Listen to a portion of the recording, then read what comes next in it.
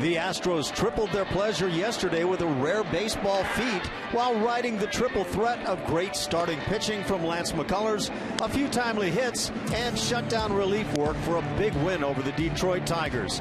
Can the Stros tame Miggy's Tigers one more time and escape from Motown with momentum? We'll find out next.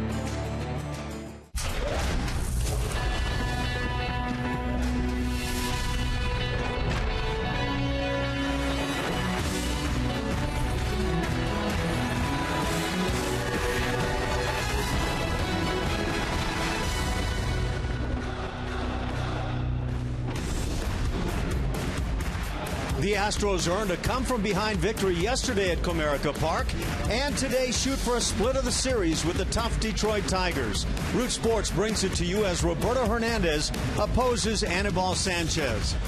Hi, everybody. Alan Ashby and Jeff Blum with you. And yesterday, Blummer, nice win for the ball club after losing the first two. What do you think about this team? Perceptually, is there a need to come in here and have a split with the Tigers? I think they need to have that split. It'd be good for their confidence going into Baltimore, but I think anytime they can have a comeback win after two tough losses is great.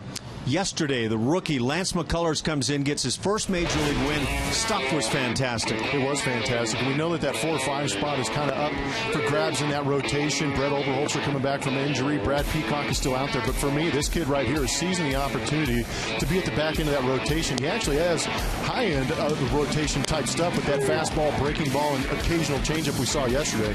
When you talk back end of the rotation, Roberto Hernandez has been in that position and pitched well. I think he's actually pitched extremely well, doing a good job with that sinker. It's tough to control that pitch as much as it moves, but he's done a good job of keeping that ball down in the zone.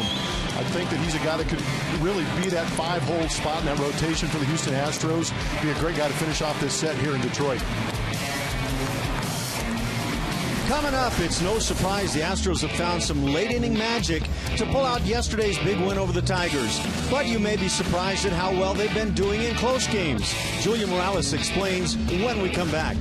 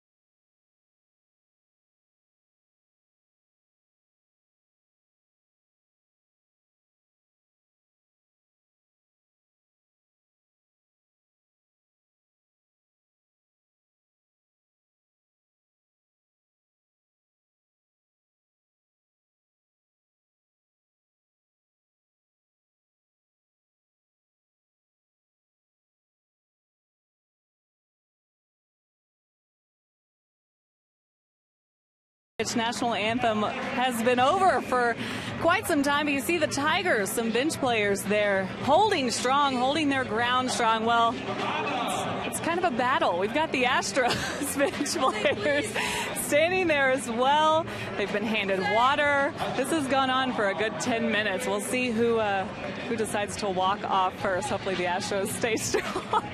A great one here as we wrap up this series between the Astros and the Tigers. Astros looking to even up the series after they won yesterday.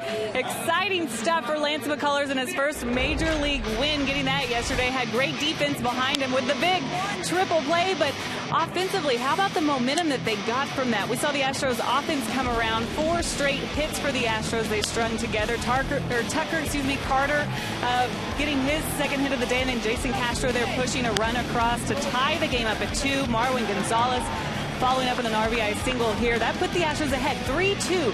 Bullpen did a great job of keeping the score right there. The Astros will win by just 1 run, and they've been on the winning side of those games more times than not this year. This is our Jack in the Box taking us inside the box score.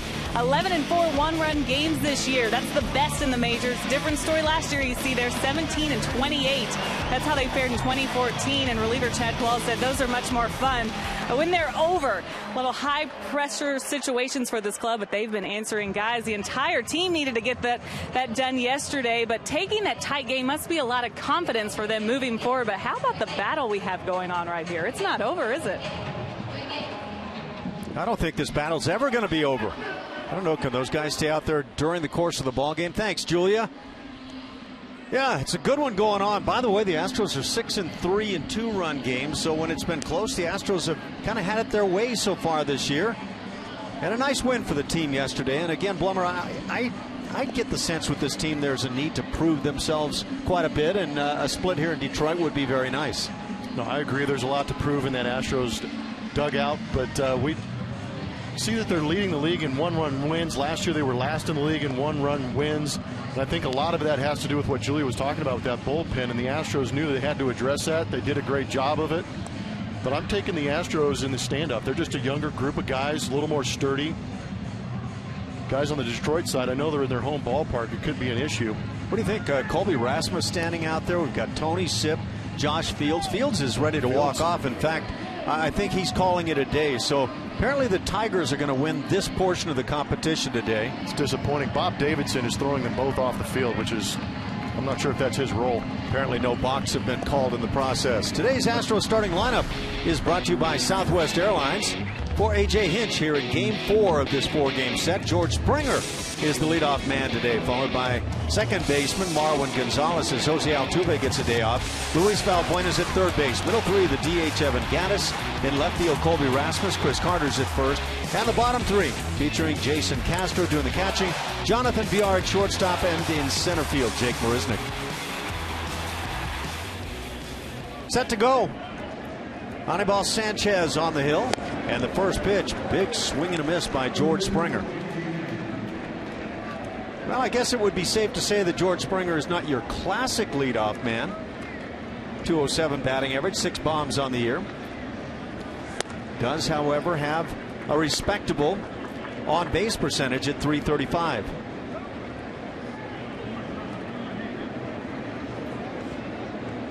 Springer's also driven in 16 this year as he fouls it back. The count at 1-2 on George. Lance McCullers so good yesterday. Get a look at Anibal Sanchez, having himself a rough start to the season.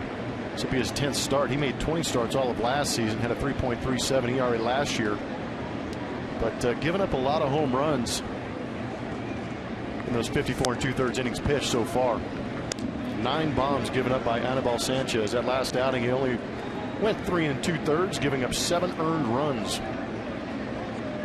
It's kind of been back and forth at times. He'll mix in a good one. Here's a little looper dropping in center field. There's your leadoff man. Bloop single to center field to get things started. 2-strike knock from George Springer. Just reaching out and spoiling. Reach out and touch someone. Well, breaking ball maybe off the edge of the plate, but protecting with 2 strikes. Pays off. Well, the Astros have Springer aboard. Just getting underway, Game 4 of the series. Yeah, the right-hand batters hitting .293 against Sanchez this year, while the lefties are hitting .234. Fastball just sails on by. Sounded like it might have gotten a piece of Bob Davidson. It'll be, well, we'll see what it will be. Wild pitch or pass ball into second base is Springer. It's not a good pitch if your catcher can't get a glove on it. Marwin hitting .244. Yeah, that might have gotten a piece of Bob Davidson's knee. Little wake-up call. It's ruled a wild pitch. And now Marwin in that scenario where you try to get a base hit, but at the same time put it on the right side and move the runner. It was a good pitch to do it on. That was a changeup from Anibal Sanchez, and that pitch has been haunting him all year. Leaving it out over the plate. Hitters are hitting .342 against that changeup this year. Then it becomes really difficult to figure out why left-hand hitters are struggling comparatively. Bunt on the first base side, and this is going to be out at first base. Marwin is not happy with the call. Sanchez got there just in time. It's got to be a tough call for the first base umpire when a guy dives in there, because you're going a little more on visual. When you're watching a guy that runs through standing up, you can hear the sound of the foot hitting the base and the glove. Right now is pretty much a silent play, and you're going off the visual you get. From that first angle, wow. Could that be any closer? I don't know that I could call him out on that play. We used to always hear tie goes to the runner. And I would say, well, wow. That's going to be an interesting call. Because the first angle we saw, it looked almost as if it were a tie, and then that one may have looked like Marwin snuck in there. Yeah, we're going to have a review on this play. That is a really tough one. A lot of times with that out call, if you don't clearly beat it, there's nothing to turn around. But what do you see? Is this a clear beating of the play? If this angle for me might means that the place. Wow, are you kidding me? That's a fingernail getting on there before a cleat. Yeah, I got to say Marwin beat the play from my vantage point. Is it enough for the umpires to overturn? Let's say in that super slow-mo, yeah. We're going to see. There he you is go. safe. How about that? So the review wins out for the Astros. It'll be a bunt single for Marwin Gonzalez. Runners at first and third. Nobody out for Luis Valbuena. How about we had a review on the first pitch last night. Now we see a review 8 pitches into this game. Great bunt by Marwin. Well, there was a moment there where I thought he was going to easily beat Sanchez to the bag.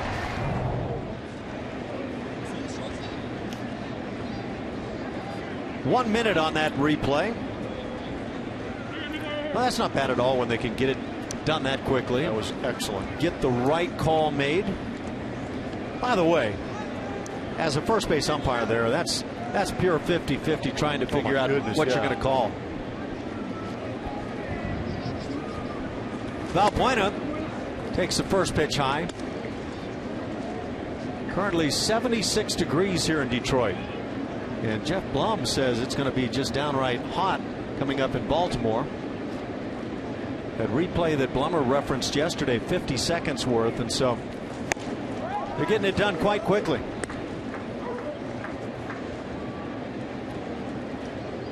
Kind of getting in the routine of things.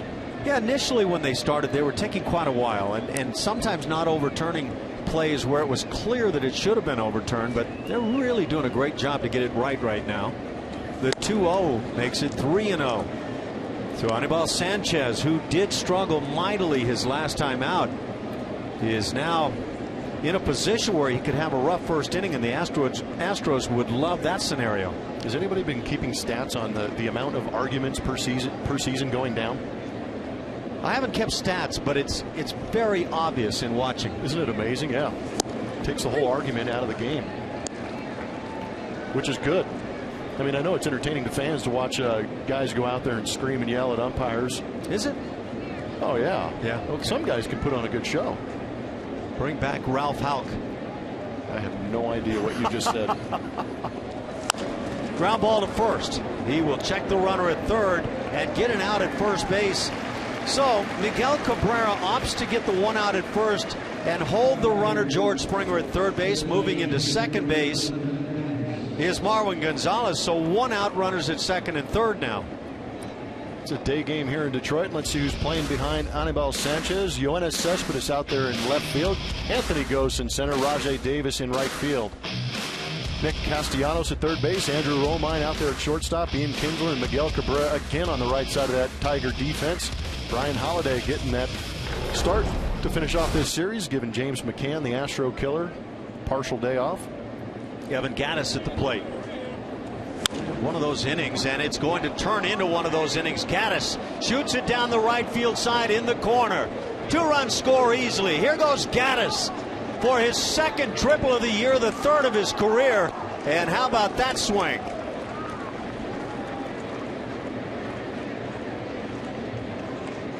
Big hit scoring early on for the Astros.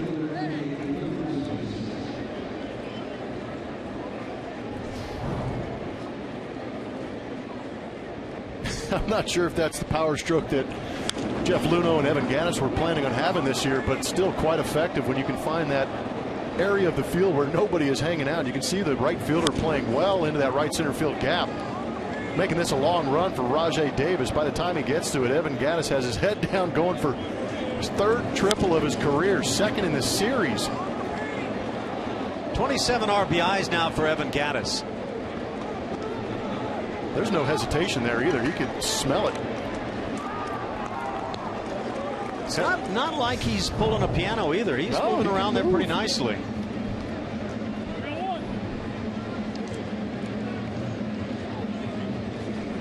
So Evan Gattis makes it 2-0 Houston here in the first. Still one out for Colby Rasmus. You get yourself a 3-run first inning and you have to feel mighty good about things. Infield draws in for the Tigers. Colby hitting .238, has 8 home runs on the year. Gets another start in left field today. How about Comerica Park yields the second most amount of triples since 2000. Since 2000, and number one would be, my quick knee jerk would be Minute Maid Park. Coors Field.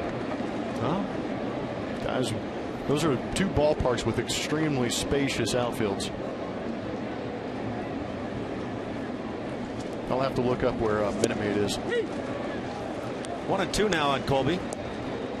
That Minute Maid with that huge center field, and Tal's Hill provides plenty of intrigue to create triples. Oh, the funky angles and the ricochets that happen out there.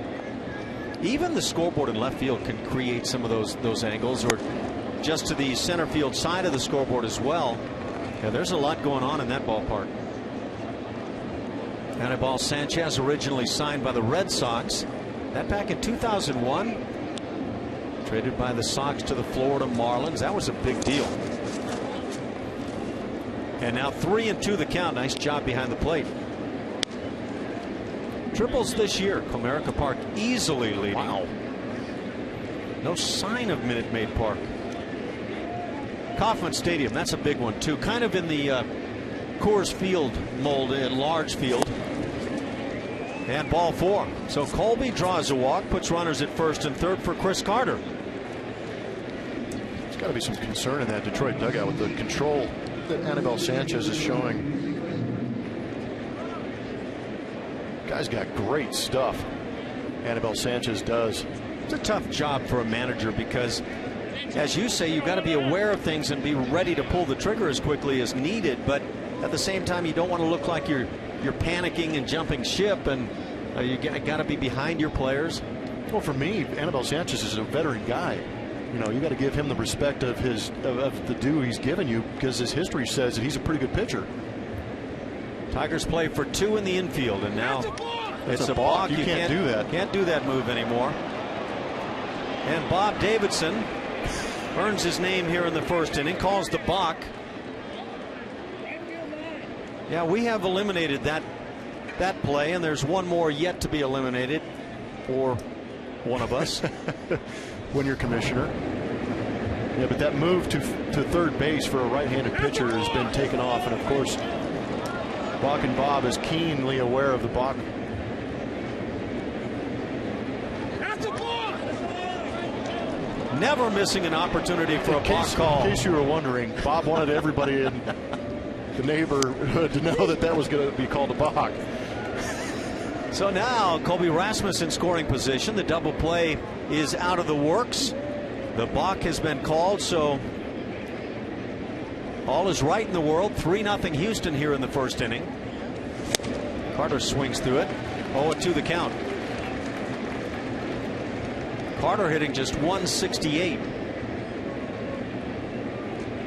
I was mentioning Anibal Sanchez when he was traded from the Red Sox to the Marlins. Hanley Ramirez was in that deal. Josh Beckett, Mike Lowell. Carter fouls it off. So yeah, there was a lot involved there. A lot of moving parts. Been traded by the Marlins onto the Tigers, and all still in place.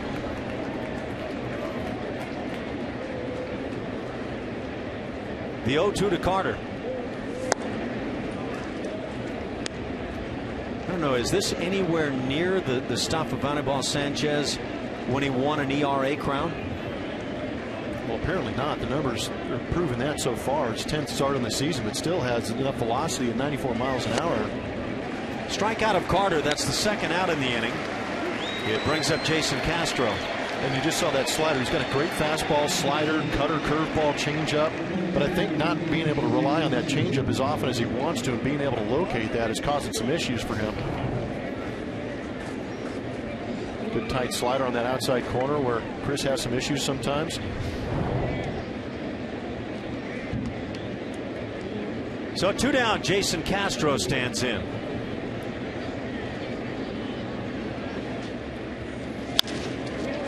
Hits it in the air, left field and deep, and a long run for Cespedes into the corner and makes a very nice running grab. Otherwise, the Astros have one more run at least in the inning. But as it stands, Evan Gattis provides a 2-run triple for the club. And it's 3-0 Houston.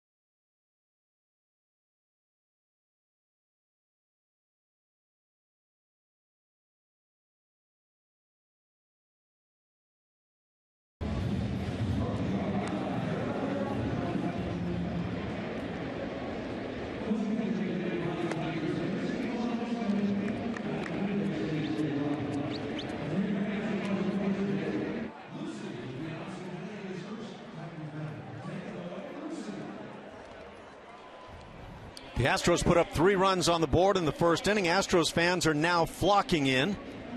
And we go to the bottom of the first inning for the Tigers of Brad Ausmus. They have him lined up with Anthony Gose in the top spot, having a great start to his year, followed by Ian Kinsler, who is struggling right now. Miguel Cabrera follows. He's red hot. Middle 3, J.D. Martinez has swung a big bat at times in the series. Yoenis Cespedes and Nick Castellanos. And the bottom 3, speed of Rajai Davis. Brian Holiday gets his first start of the series as the catcher. And at shortstop, Andrew Romine. On the mound for the Astros, Roberto Hernandez making his nice start. Some pretty good numbers on there. That second line for me is a good one. Has gone 6+ innings in his last 7 starts. Doing a good job of keeping that sinker down. His ground ball rate in comparison to last year is up 6 points, which means he's got good command and staying down in the zone. Brings it down on the first offering, just out of the strike zone. Bob Davidson behind the plate. Down at first base, the umpire is Ryan Blakeney. Jerry Lane, the crew chief, at second, and at third, Hunter Wendelstedt. And now 2-0 the count. Anthony Gose has hit safely in his last 3. Tigers had a very modest 3-game winning streak prior to yesterday's loss, as the Astros were able to take one by a run. This is the 4th of 7 meetings between the two clubs on the season. The Tigers taking the first 2, and then yesterday Houston. Trying to even things here. 3-1.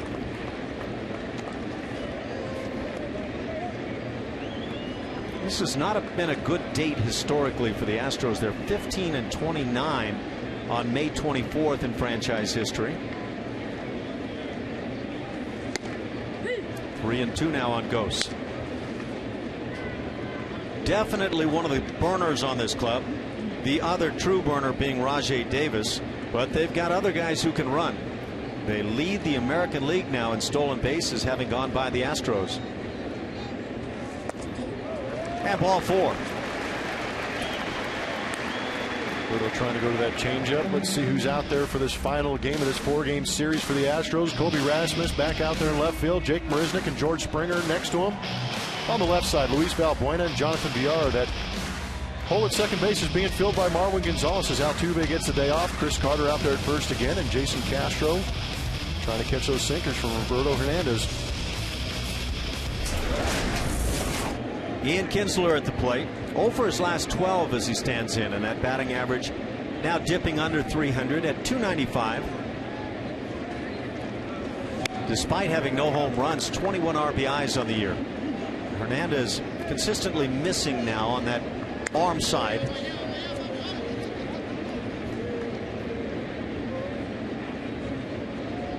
The Astros, if you're just checking in, scored 3 in the top of the first inning, highlighted by Evan Gattis' second triple on the year, 3rd of his career. A couple of runners aboard, and so he drove in 2 with the triple.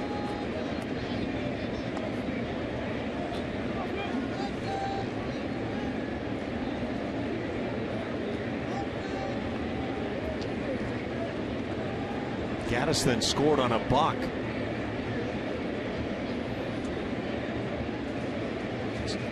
Center fielder moved to left a bit. Runner goes. The throw down, and they got him.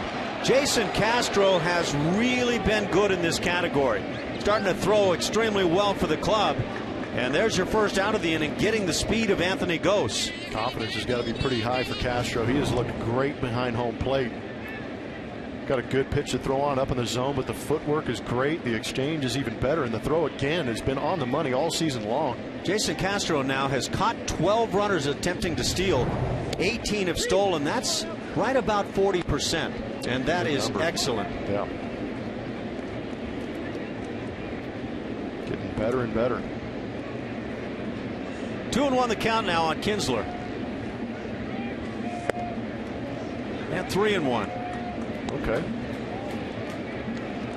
Pretty good looking slider.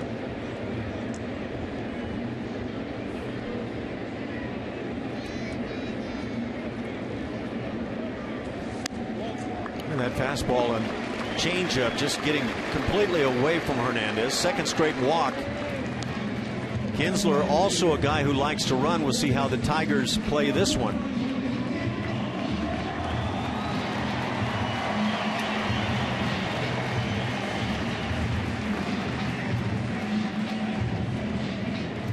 And you can definitely say of Lance McCullers making his second major league start yesterday, picking up his first major league win, that he is not afraid to pound the strike zone, and his stuff is fantastic. Miguel Cabrera hitting .342, 10 homers, 31 RBIs. If not the best, simply one of the best hitters in Major League Baseball, and you can lump him in amongst guys historically who have been great. He's still got plenty of game left. Only 32 years old and drawing those comparisons.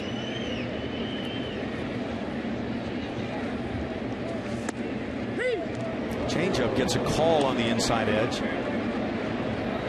Ball's just coming out of the hand early on Hernandez. That sinker's more of a run today than it is a sink to it.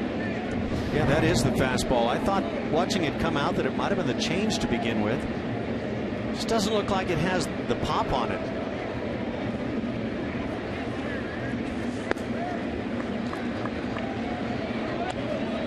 One ball and 2 strikes.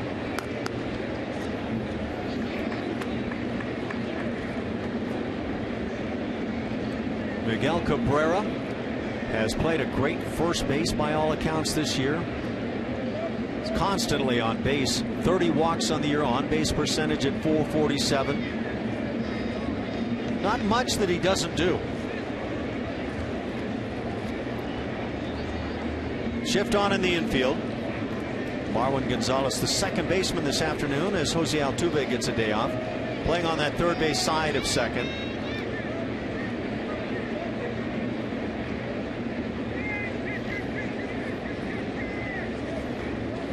And the 1-2, very close misses.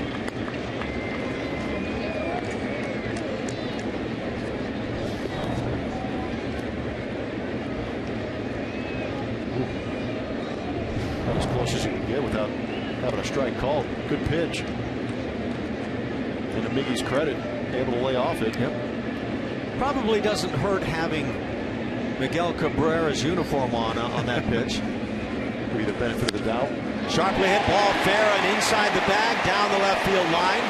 Extra bases for Miguel Cabrera. Into third is Kinsler. He'll be held there.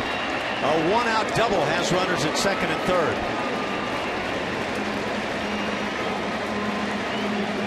12 games in a row now hit in by Cabrera.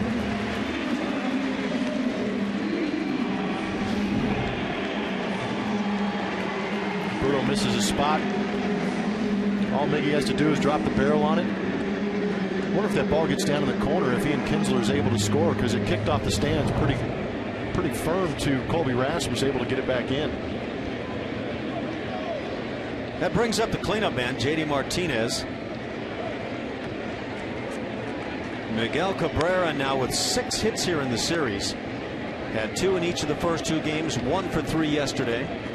He's also walked 3 times in the series, so he's constantly been on base. First base open for JD Martinez. Martinez had a lengthy hitting streak snapped the other day. He's hit in 13 of 14. And hits one high and deep to right field. Springer's back with room.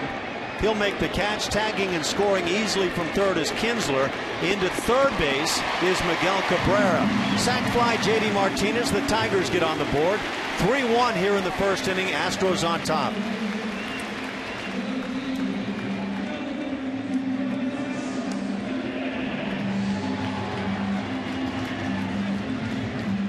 If you were Roberto Hernandez, you're okay with that being the second out and giving up a run. He'll gladly exchange that out for a run. Minimize damage right here if he can get past Yoenis Cespedes. And don't forget the throw out at second base on the stolen base attempt by Anthony Gose. Jason Castro again has just been outstanding.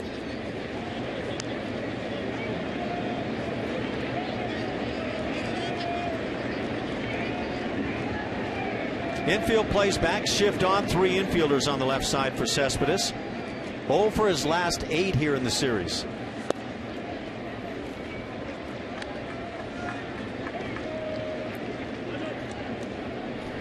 Be interesting to see how Roberto handles Yoenis Cespedes.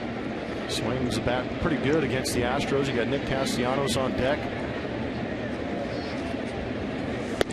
And a strike called, 1-1 the count. Surprise for me, JD Martinez with that sac fly, his first on the year. Wow. That is interesting.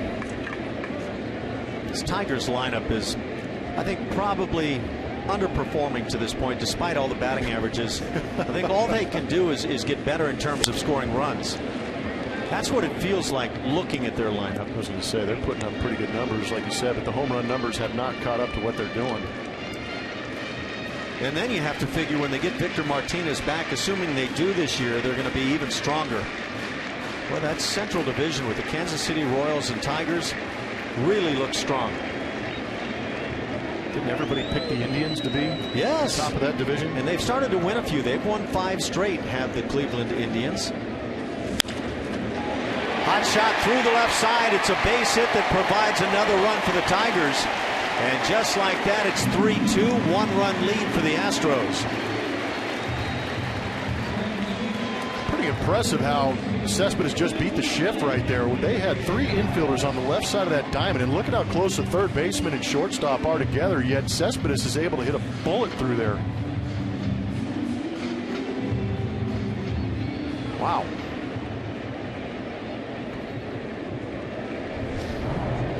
That is really shooting it through. The Tigers have had just 1 hitter retired in the inning. 2 walks to start the frame. Ghost was caught stealing. Kinsler scored after walking. That on the sac fly by J.D. Martinez, and now Miguel Cabrera scores on the base hit by Cespedes. Strap yourself in here this afternoon. Yeah, it's going to be a good one, huh?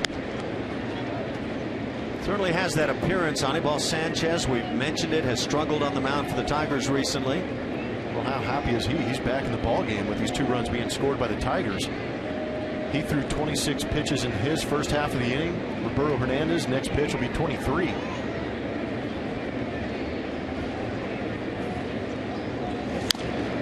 Tapper is foul, 1-2, or make that 0-2 the count. You might want to inform our flight crew that we might be a bit tardy here this afternoon. We get our money's worth. Of course, it is the first inning, and they could just completely be goose eggs the rest of the way, which would be interesting. Definition of baseball, is it not? Yeah. 1-2 the count. Nick Castellanos is the hitter. He's the third baseman. 0 for his last 6. Hitting .234 on his season. Provides some pop. 4 home runs.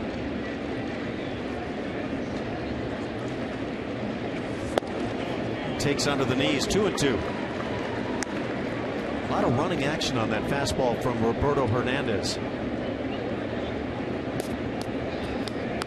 Yeah, that's always a concern for me with a guy that has a great sinker, trying to be consistent with that, because I'm having played with enough guys that threw sinkers, you know, one day it'd be moving a ton, the other day it wouldn't be moving quite as much, and you know that from catching guys that threw that 2-seamer that ran. There'd be days where it'd just be moving too much and they couldn't figure out the arm angle to create a strike. And now 3-2 the count, and with that running action, he does get a lot of ground balls, 10th in the American League in creating ground balls. Got to take that back. Maybe not arm angle, but that release point that creates the strike.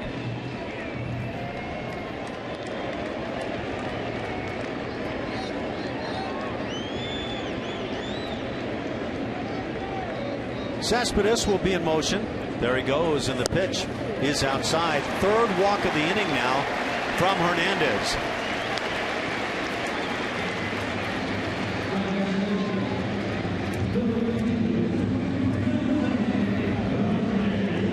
Starting to have a festival already on my score sheet. Yeah, hope you're doing well. It's a lot of red. Yeah, the only outs coming on a caught stealing and a sacrifice fly.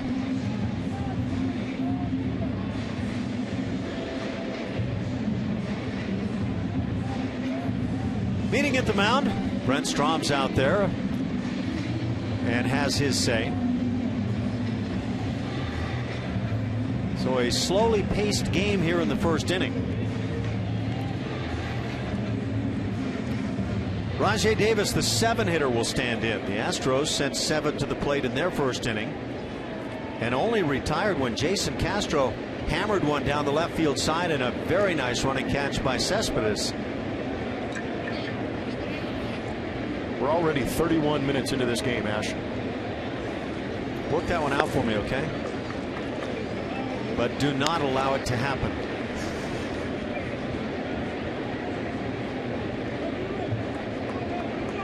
Ooh, this crowd has really started to fill in.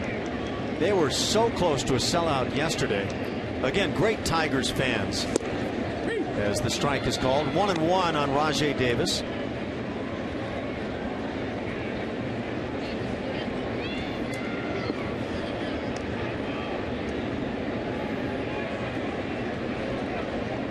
Rajai has 1 dinger on the year, 9 RBIs. And this one hit on the right side, backhanded on a hop by Carter. He'll have to sprint to the bag, and it's not in time. And everybody's safe. Infield single Rajai Davis. That all-out effort with the dive, and he just beats Carter. I don't know what you see, but I think Chris Carter has grown accustomed to tossing to his pitcher at the bag, and first reaction may not be to move and go to the bag. I'm all right. He moves to his right-hand side to pick up this ball, but Roberto Hernandez is not moving off the mound quick enough to allow him to flip that ball to him. Chris Carter recognized that and had to make a sprint towards the bag.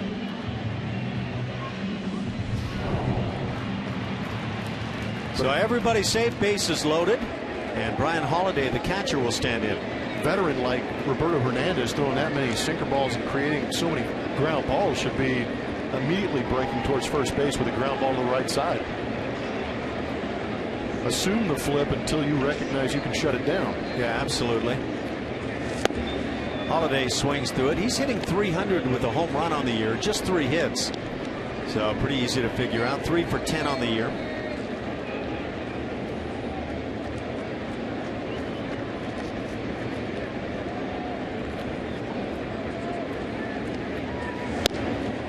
And a ball and a strike. That's the changeup at 84 miles an hour.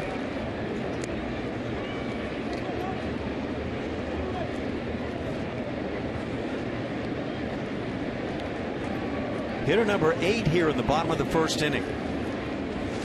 And a line drive, extra bases down the left field line. Tigers will score 2. Rajai Davis will make it 3. A 3-run double. And the Tigers in the first inning now lead 5-3.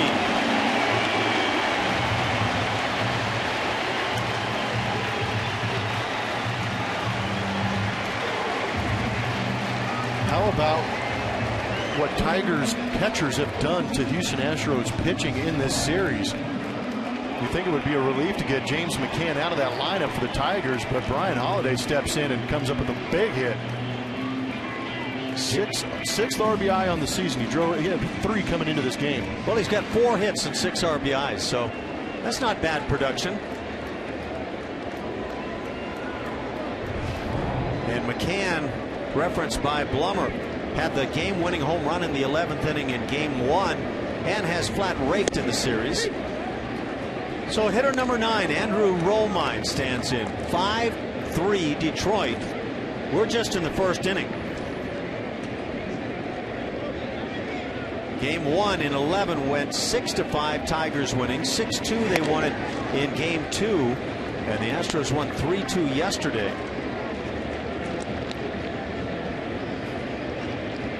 Boy, how quickly things turn around. And you went line. And this is supposed to be a pitcher's yard. As Ron Burgundy would say, this escalated quickly. Well, it's more self-inflicted for me because the defense can't defend the walk, and there's 3 walks in this inning for Roberto Hernandez. Yep, Puts a lot of pressure on that defense. Jake Buchanan now getting loose in the Astros pen out in left center. Yeah, well, that's dead right. First 2 hitters walked, Anthony Gose and Ian Kinsler. You always wonder about a pitcher. Were you thoroughly loose in the bullpen, or what is it about this mound that is not working for you? And now 2-2. Yeah, there's so many questions you can ask about a pitcher, but really the only guy that knows is Roberto Hernandez, and he's trying to fight through it right now.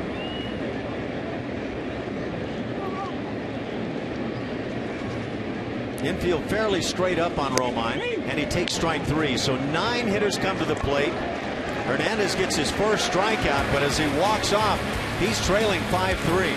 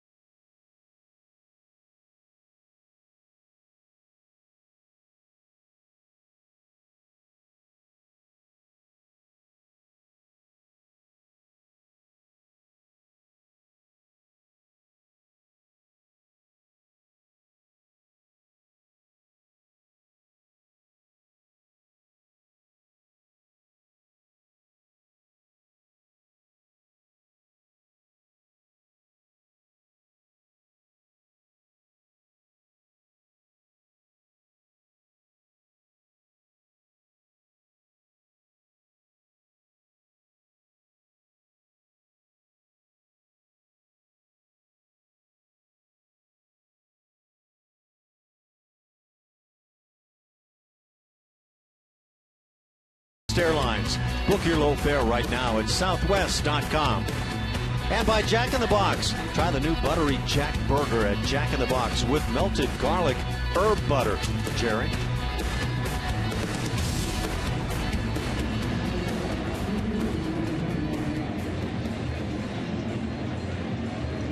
"5-3 Tigers." We go to the second inning. Painted on there. Is that Bryce Harper? No, apparently not. No, not enough eye black. She wasn't done yet. Jonathan Villar leads off in the second inning. Villar gets the start today at shortstop, takes a strike. Anibal Sanchez touched up for 3 runs in the top of the first inning, but now leads 5-3.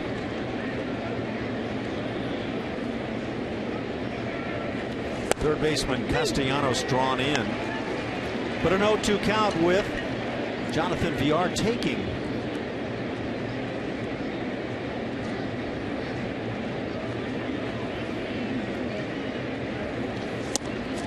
Sanchez misses inside.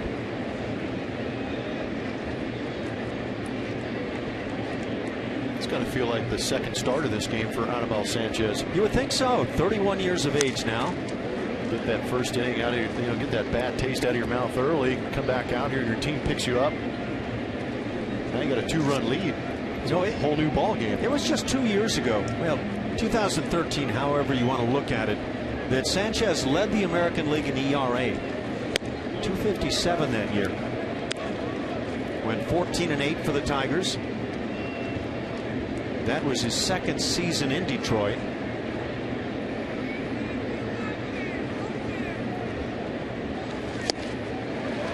And the strikeout of Villar. Second strikeout by Sanchez. Out number 1 here in the second inning. I like the stuff that Anibal Sanchez works with. Get a good idea of some of the pitches he has. That's a career pitching breakdown. That's pretty good. That changeup has always been good for him. But he throws firm. He consistently pitches at that 92 to 94 mile an hour. Changeup was what kind of, I thought, set him apart from most guys, the typical guy out on the mound. But like you say, he had the fastball, maybe I should say, from the typical guy, and they're rare that have that kind of fastball velocity. He had a great changeup.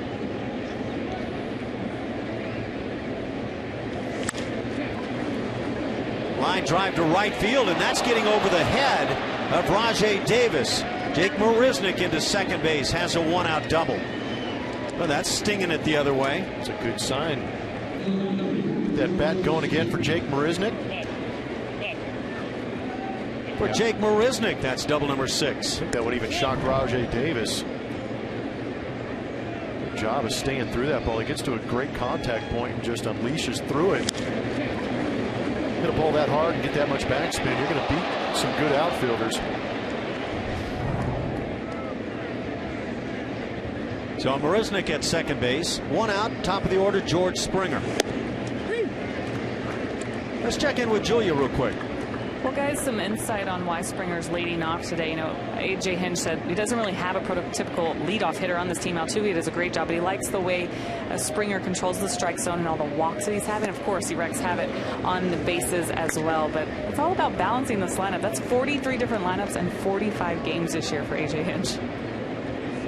Thanks, Julia. That's quite a number, and I'm sure that's not the way A.J. would like to have it go, but when you're trying to get an offense together, you're always searching for one that just really clicks, a lineup.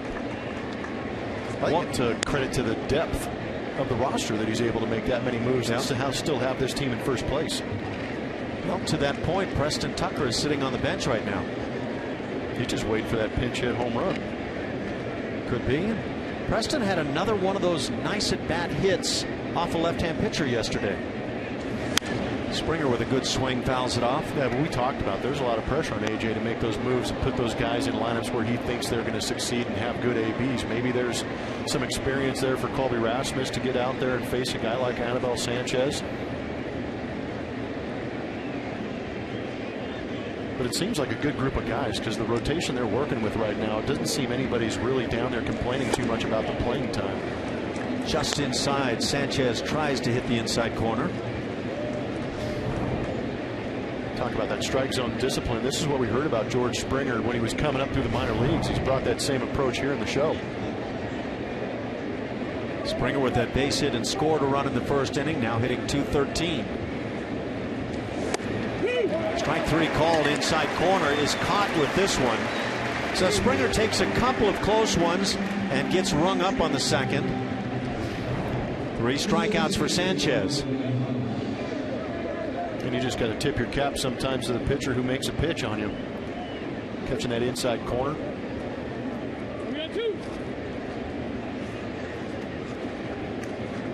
Two outs for Marwin Gonzalez. 1 out double here by Jake Marisnick. 3 runs, 4 hits for Houston. 5 runs, 4 hits for the Tigers. Good swing, but a fly ball into center field. Medium depth for Anthony Gose. He backs under and makes the catch. That'll do it for Houston. They get the 1 out double and strand Marisnick. 5-3 Tigers.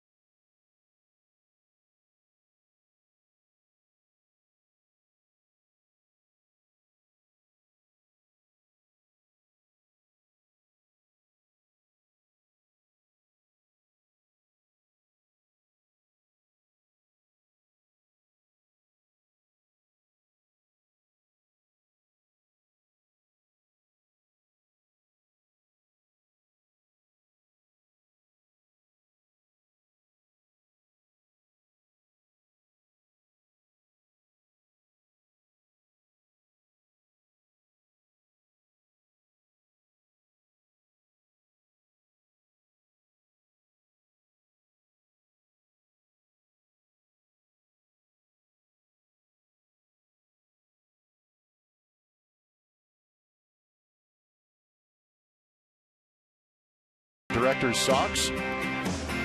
Looking for games on certain days of the week? With giveaways, your favorite rivalries, or maybe a little of each? With the Astros 14-game flex plan, you can get to pick the games and seat locations that work best for you. Purchase your 14-game flex plan today by visiting Astros.com/tickets or calling 1-877-9-ASTROS. How many Major League games, Plummer, did you wear those socks in? Ball hit sharply past the second baseman and into right field. Diving try by Marwin Gonzalez. But 1 pitch into the second inning, Anthony Gose has a base hit. And there's that speed aboard again.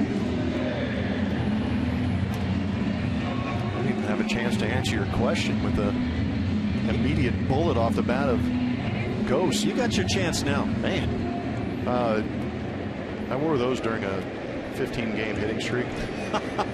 They were hot. Thought you were going to talk about some rock band festival or something. Ground ball to third on 2 hops. Valbuena gets an out, and they'll get the double play. 5-4-3. It was Kinsler yesterday grounding into the 5-4-3 triple play, and now the double play to quickly get a couple of outs here in the second.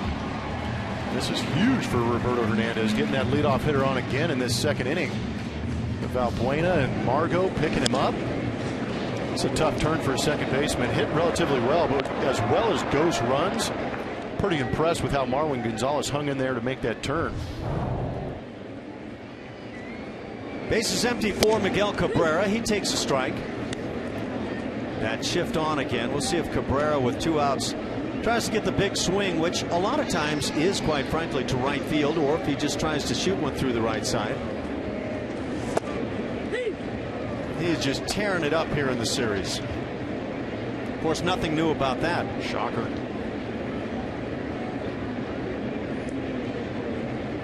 With his hit, a double in the first inning.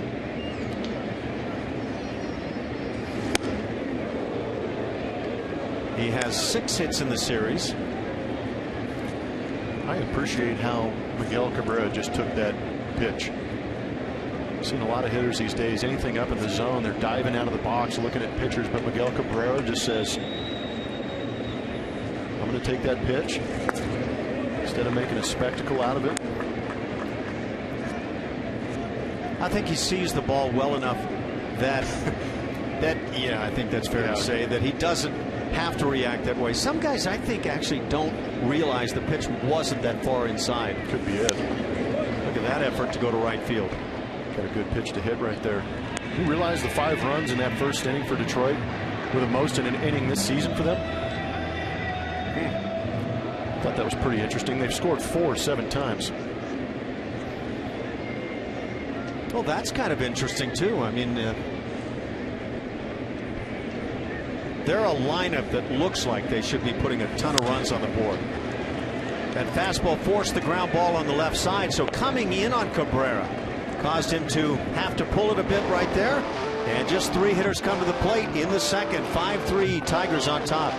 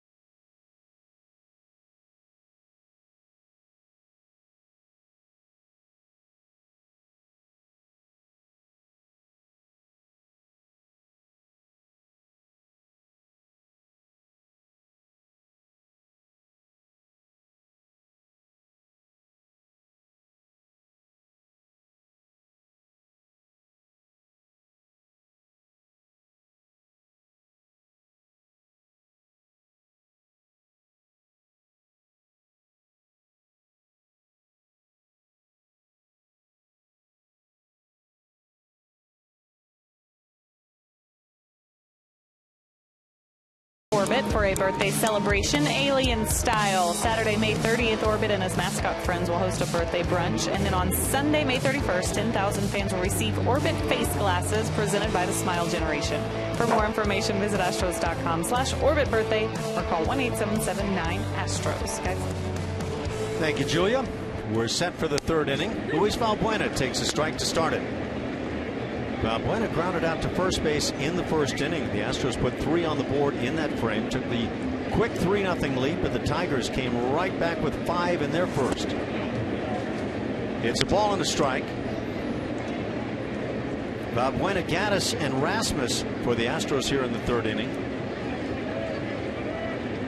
And it was Evan Gaddis with the big knock on the afternoon so far for Houston. 2-run triple in that first.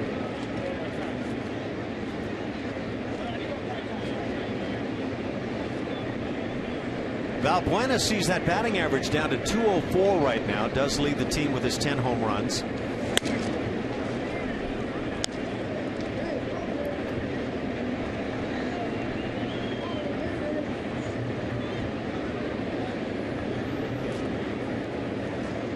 Cloudy day here in Detroit, but very nice for a game. With that shift on, it's the 3rd baseman Castellanos in shallow right field making the play, and out number 1 in the 3rd inning.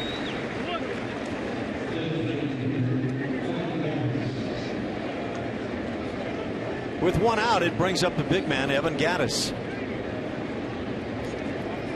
Good number on Evan Gattis. We know the batting average isn't exactly where he wants it to be. Down around 192, but he has 26 RBIs in his last 27 games if you go back to April 26th. 27 overall, and yeah, it took him a while to get going with the RBIs, but that's a great number. Well, we've got to look for all the positives we can. And that's a real good number. That's second in the AL since April 22nd. Especially when you look at the board and see the 192 batting average overall. Fly ball center field. Goes back into his left a bit. It's nice to watch in center field. He is very smooth.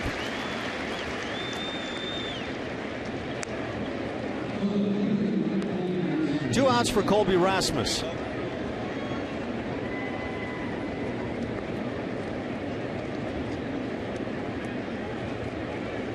Colby made a great catch yesterday on a drive hit by Rajai Davis near the wall. Would have likely been up against the wall, but a nice leaping grab late in the game. And Rajai and Colby were teammates in Toronto. And now the favor is going to be turned the other way. Rajai Davis into left center field will back and make the catch. Rasmus flies to Rajai. A 1-2-3 third inning. It's 5-3 Tigers.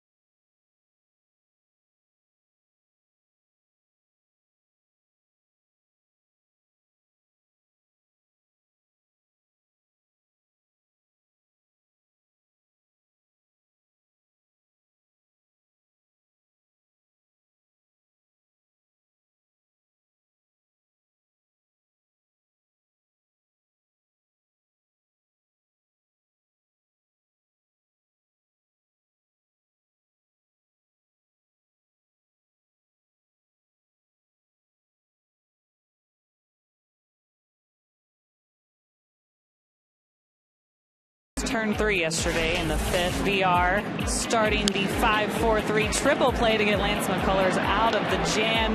Great for the Astros, but what do the Tigers have to say about it? Our Geico quote of the day, Nick Castellanos, you see it. Is it deflating? Yeah, that's the definition of a rally killer.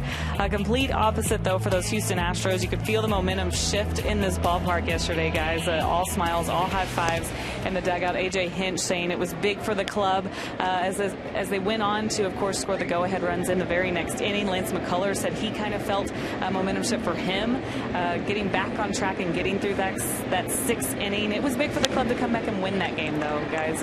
Hold on to that 3-2 lead, and definitely a good buzz in the clubhouse after the game. Thank you, Julia. And I think it's fair to say, I don't know if you agree, key play of the ball game yesterday. Absolutely. That inning was starting to get out of control for Lance McCullers. Nobody on. 2 more runners on after a couple runs had scored. J.D. Martinez at the plate has a 1-2 count. Not a bad way to get out of it. Martinez with a sac fly RBI here back in the 1st inning. J.D. Martinez, 22 RBIs on the year. J.D. is one of 2 Tigers that didn't reach base in that 1st inning, or in this game. Did pick up the RBI, so unlike Andrew Romine, no need to hang the head until now. Out number 1 here in the 3rd.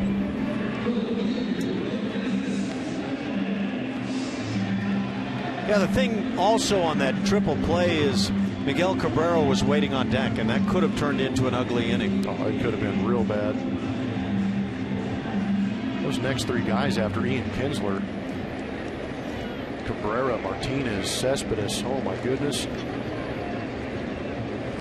One out for Yoenis Cespedes. He takes a strike. Well, he made a nice play on that drive here this afternoon, hit by Jason Castro, and that's what a lot of the folks have said here with the Tigers, that he's just done a really good job as an outfielder. Throws well. We know about his power. He's hitting .290 on the year.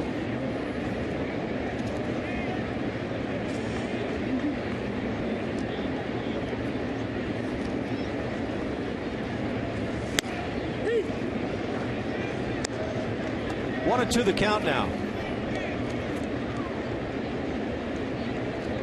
I was surprised when the Red Sox let go of Cespedes. I would have thought his bat would set up ideally for a long time at Fenway Park. 1-2 is chopped foul. I agree. Short porch in left field. Big right-handed hitter like Cespedes. I just think he's an asset in the middle of your lineup and on defense. Not too many guys like that.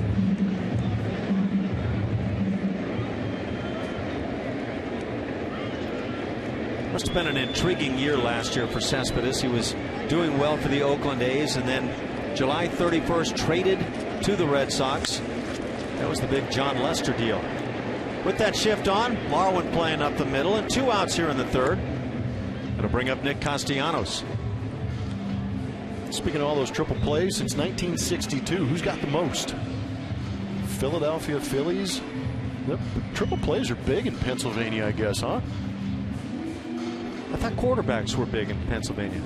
Quarterbacks in general are pretty big, but the Phillies and Pirates have 24 total triple plays since 1962. Each club. Yeah, the Astros on there with 10. So we're talking 48 between the two Pennsylvania teams? No, 24 total. Oh, I see. I got you.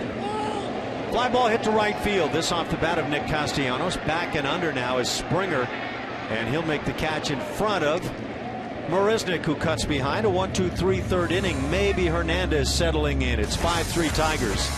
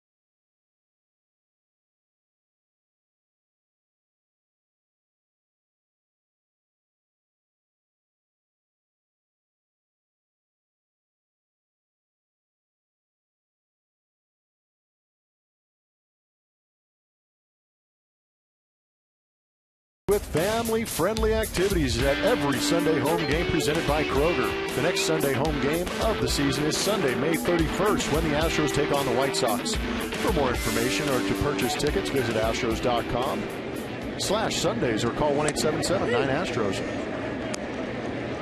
5-3 Tigers as we go to the fourth inning. Chris Carter leads off and takes a strike. Carter struck out in the first inning. One of 3 strikeouts picked up by Anibal Sanchez. And now 0-2 quickly on Chris.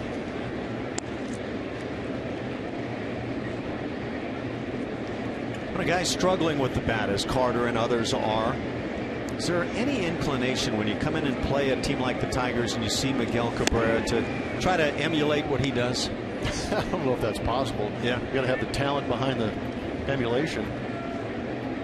I just saw Carter on strike 2 take what looked like a swing to right field kind of a swing. He's down on strike second time today. And 4 strikeouts for Sanchez. And it just hit me wondering, is it possible that he's thinking about trying to do what he sees from Miguel Cabrera? I mean, he's just so good. Yeah, but still, you got to work with the skill set you're given. You know, some of those guys' skill set, you can be able to take a mentality away or maybe an approach, but it's going to be tough to mimic what that guy's doing over there for the Tigers. Castellanos with another 60-yard dash as he gets into right field. Shift on for Castro.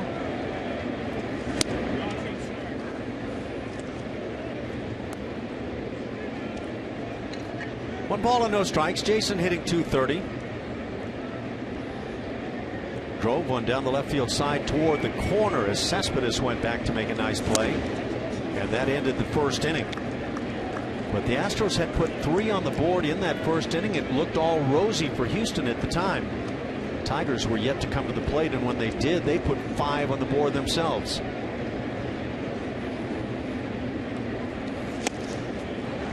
Two and one. Castro with 5 long balls on the year.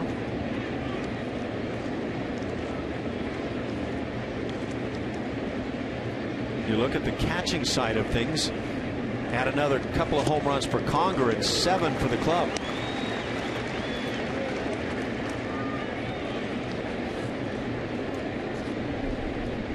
Two and two now on Jason. Jonathan VR waits on deck.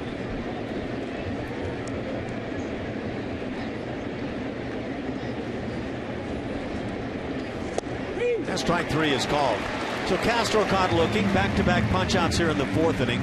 5 for Sanchez. Somebody's getting pretty comfortable. That could be dangerous news for the Astros. 5 Ks on the day for Anibal Sanchez. Good fastball. It seems that he's actually gone to that fastball after that first inning. A little more aggressive with it. VR, a strikeout victim in the 2nd inning as he led off. Jonathan hitting .246. Started the day right at .250. On base percentage at .311. Maybe learning along the way. 3 doubles, has not connected with a home run yet.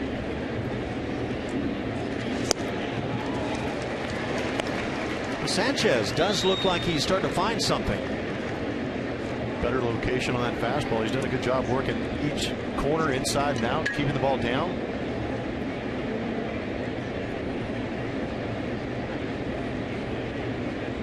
The 0-2 pitch.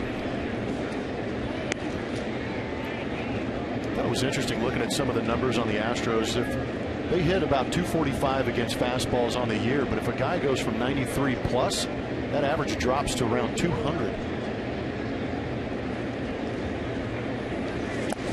And now 2 and 2. Sanchez, we mentioned the ERA crown in 2013.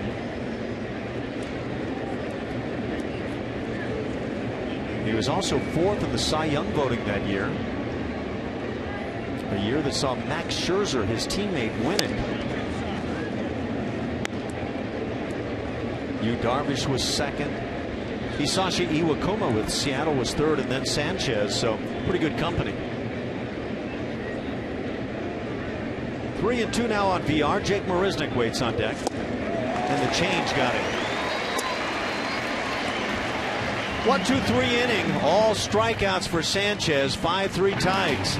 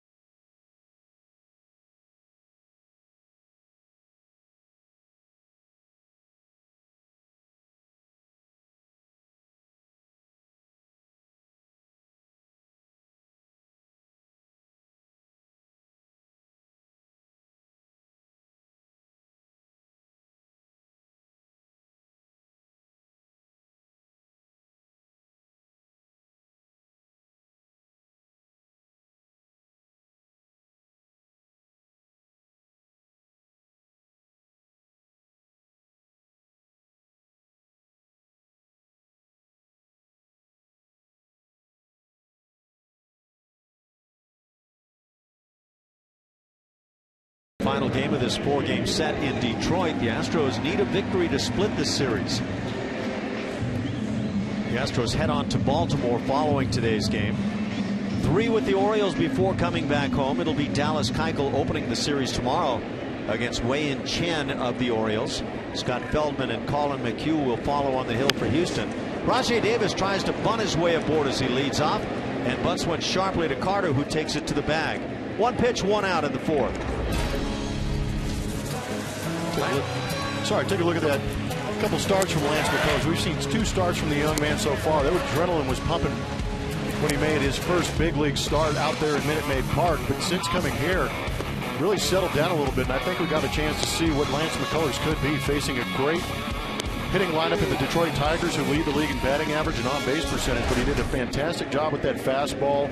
Saw that sharp breaking ball. Got a little more on top of that thing. Created a little more downward action to it. Decent changeup, but I think he's making a bid to maybe sneak into this rotation and maybe hang around a little bit longer. You know, if I didn't know who that was throwing and I was just glancing at the pitches going to the plate, I'd say, who is that guy? Who's bringing that kind of stuff? Because that was filthy looking. Fastball at 94 to 96, averaging just under 95 yesterday. I saw him. Yeah, he's got some noise. And that breaking ball, whatever it is, got more over the top yesterday and just dominated hitters. 2 balls and a strike. Brian Holiday, the catcher, had a double in the first inning and 3 RBIs. That was the big swing for the Tigers. He tries to bunt his way aboard. Could that rotation for the Astros become something like this? I could see that happening. That would be interesting. See if Roberto Hernandez can battle out of this, but I think he's been great up until this point, or at least there's 1 inning here in Detroit. But Lance McCullers, for me, deserves another shot to go out there. Absolutely.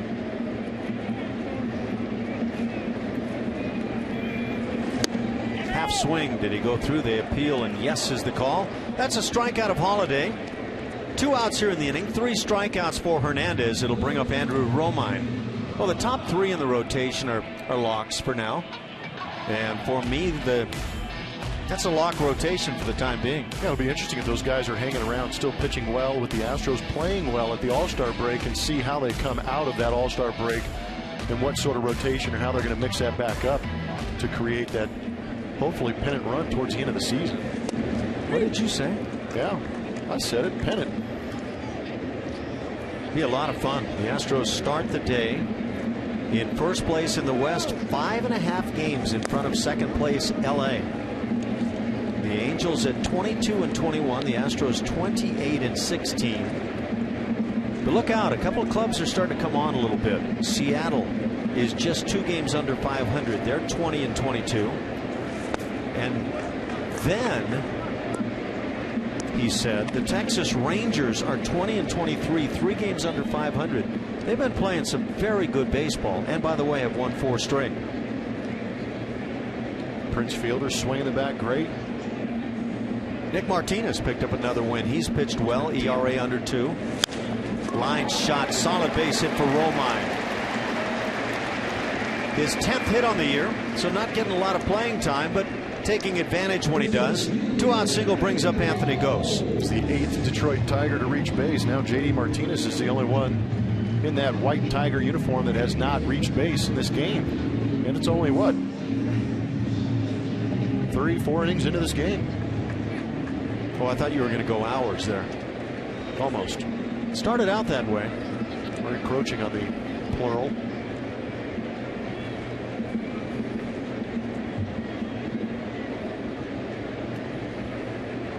You just made this chair feel a little less comfortable. Well, that's usually your fault. That is just not right on your part. You know that? 2 outs, Romine aboard. Would the Tigers run here, a club that leads the league in stolen bases? You know, we learned one thing about Anthony Gose, I believe it was yesterday's game. He's got some serious pop. Hit a ball off the wall in center field 420 feet away. Could have been 2 days ago. It's starting to blur together right now. That's the fun part about baseball. No, it was yesterday. It was a blast. You're talking about it being fun or the fact that it was a bomb? Everything in baseball becoming a blur sometimes. Because today's Thursday, right? I'm asking about the blast portion of your comment. Oh, you're talking about your blast again? I know I can hit.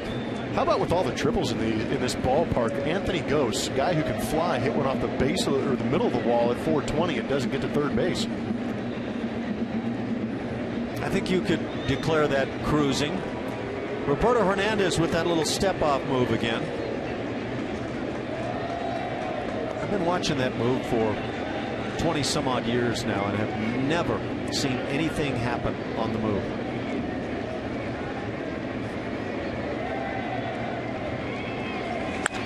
Line shot, that's a base hit. Gose with his second hit of the afternoon. He digs for second, and Romine is being waved home. Here comes the relay to the plate. Not in time. RBI double. Gose moves into third. And it's Tigers 6-3.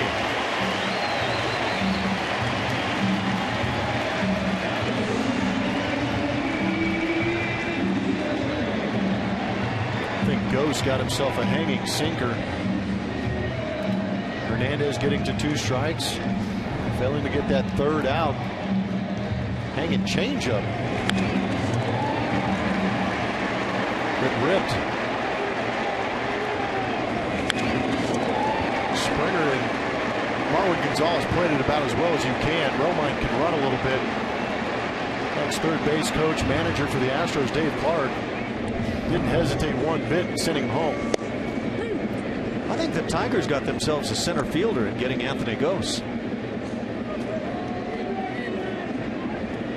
Pretty good deal between the two clubs, the Blue Jays and the Tigers. Devin Travis, starting second baseman, now in Toronto. But boy, it looks like Gose is a perfect fit for this big center field. Ian Kinsler has walked and scored and then grounded into a double play.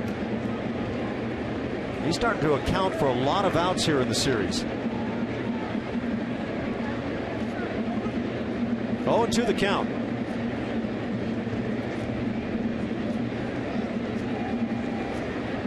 That was double number 10 on the year for Anthony Gose.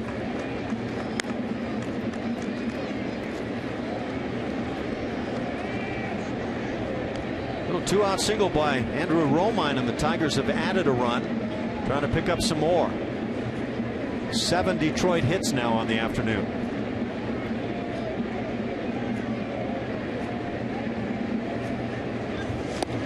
And down on strikes is Ian Kinsler. That'll do it. A couple of strikeouts in the inning, but the Tigers add another run, lead it 6-3.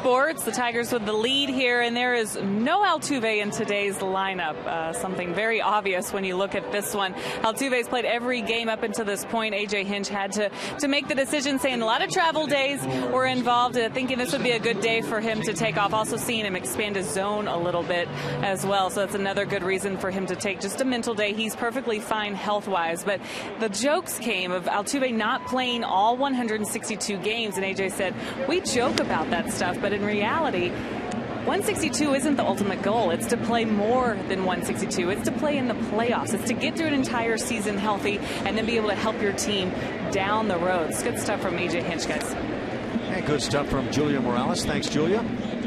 By the way, Jose Altuve just one hit in the last 3 games.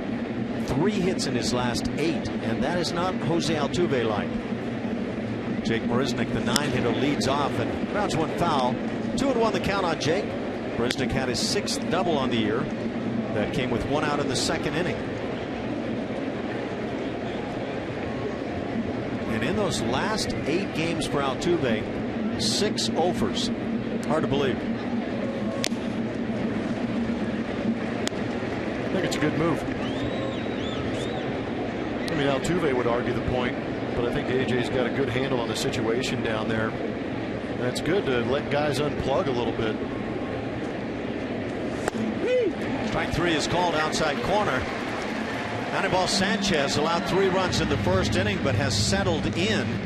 And the double by Marisnick that came in the 2nd inning, the only base runner against Anibal Sanchez since the 1st. Almost looked like Bob Davidson called that before the ball even got to home plate. See that ball just off the edge. 4 straight strikeouts for Anibal. 7 on the afternoon. George Springer has a rip. Springer has singled and scored in the 1st inning and struck out looking in the 2nd. George hitting .212 on the year. It is slowly coming around.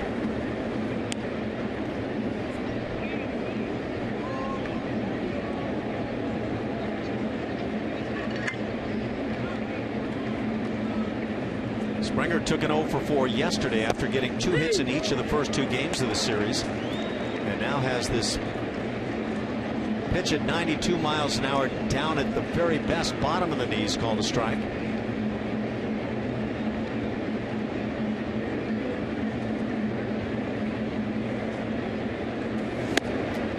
In fact, with games 1 and 2 in the series, with Springer getting 2 hits in each one of those, and then add that to the final game against Oakland at home when he went 2 for 4, 3 consecutive multi-hit games strung together. And now 3 and 2. Good job working the count, laying off some tough pitches. Got himself into a fastball count. Sanchez has been throwing a lot of fastballs here recently. Try and break this string of strikeouts for Sanchez. Last Springer home run came 10 games back, and now draws the 1-out walk. We're in the 5th inning. 6-3 Tigers lead it.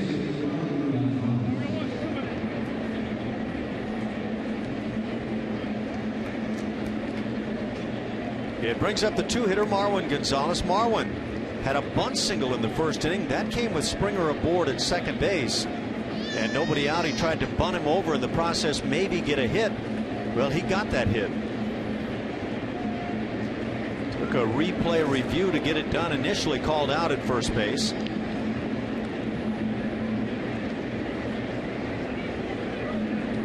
There goes Springer. The pitch, a ball, the throw down, not close. So a stolen base for George Springer. The Astros running game has been slowed quite a bit recently, and maybe a little bit of a jump start right here. The Astros start the day 2nd best and now have 40 stolen bases. Stole that one easy. Kind of rolled up on that left shoulder a little bit. Those are the issues you have when you run as fast as some of these guys do these days. He's all right. How about that? We haven't seen him run a lot lately, but that's his 11th stolen base, making him tied for 3rd in the AL. 11 and 12 tries for George. Not bad. Yeah, if he could start really getting it going with the bat, what a threat he becomes in multiple ways. Well, those minor league numbers prove that. Yes.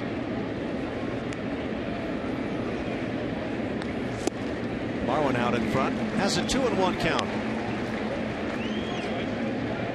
We mentioned the 3 games coming up following today. The Astros heading into Baltimore. Dallas Keuchel gets the series started tomorrow. And following those 3 games, it's back to Houston. There's an off day when the club gets back, and then the White Sox invade for 3. The Orioles come in for 4.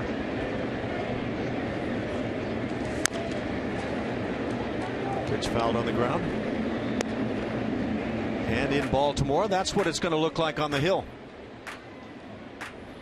It's not a bad game. Three game set for the Houston Astros to line up with Keuchel, Feldman, and McHugh. Surprised to see Chris Tillman with that 6.10 ERA. But Ubaldo Jimenez for the Baltimore Orioles seeming to figure it out here early on. Strike 3 called, inside edge. 8 strikeouts for Anibal Sanchez. And the first time he gets Marwin Gonzalez. That's 2 outs here in the 5th inning. Luis Valbuena comes to the plate. So I mentioned when the Astros get back home following Baltimore, day off, and then the White Sox come in for 3. When the Orioles come in, you know what else happens? What's that? Calendar turns. It's June 1st. Happens kind of quick, huh? Yeah. Summertime. I think you will be back on the beaches at that point. I will. Kids will be getting out of school that first week of June. And let the fun begin.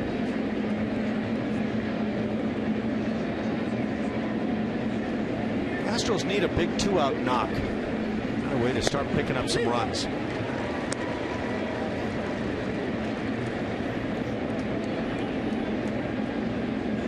Valbuena could get himself a pitch to handle. We talked about only 1 home run in this series for the Houston Astros coming off the bat of Preston Tucker. This ballpark, a good place to hit if you're left-handed. Trying to yank one out of here. There's a young man, Preston Tucker, at that game-tying home run. Good swing by Valbuena. 1-2 the count. By the way, Fresno Grizzlies, AAA affiliate of the Astros, won again. 24-18. That was yesterday. Carlos Correa went 1 for 4 in the game.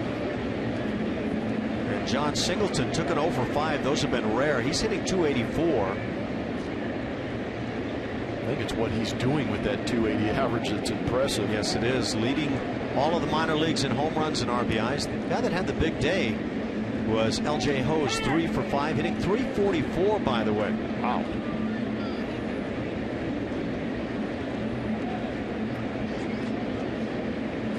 Alex Presley had a couple of hits. He's hitting .309 after a slow start.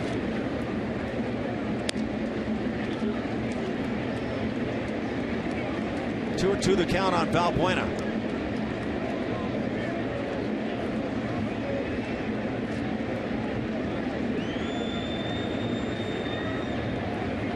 Springer with that lead from second base. And Valbuena down on strikes. 3 strikeouts in the 5th inning for Sanchez. After 4.5, 6-3 Tigers.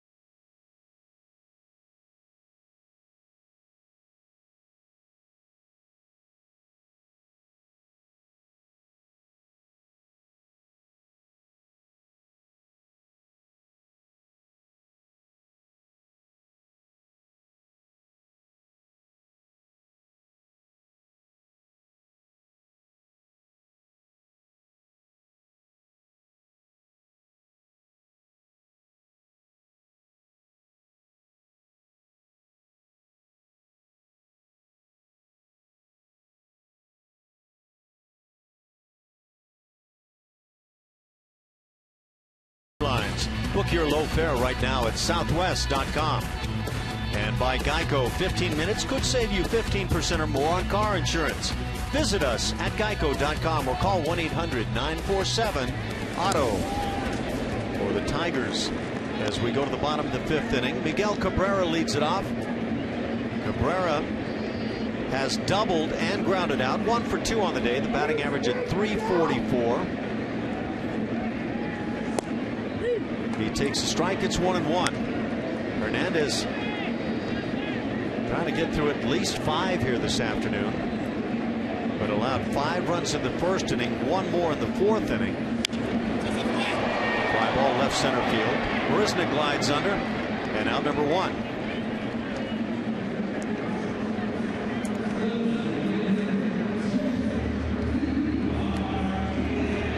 Brings up J.D. Martinez, the cleanup man.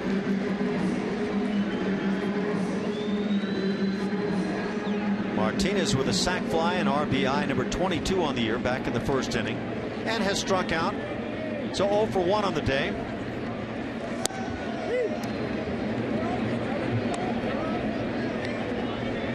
Bob Davidson is loving him.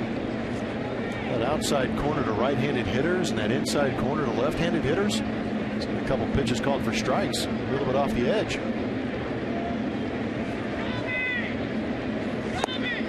And now 0-2 the count on JD. That's a good movement we've seen from Roberto Hernandez.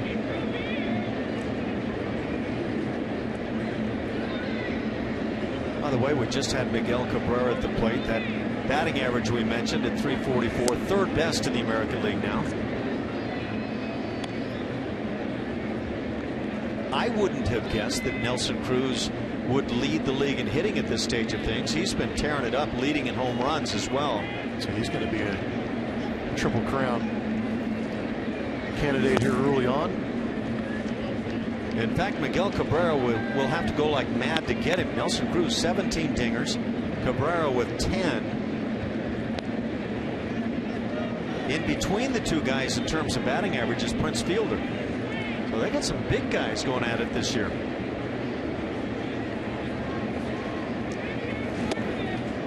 Three and 2 the count. Power and average. It's a unique combo these days. I think I could challenge a lot of people with who leads the American League in RBIs. If you haven't been just nose in the books and following it, Kendry Morales of the Kansas City Royals has 37 ribbies to lead the league. And down on strikes is J.D. Martinez.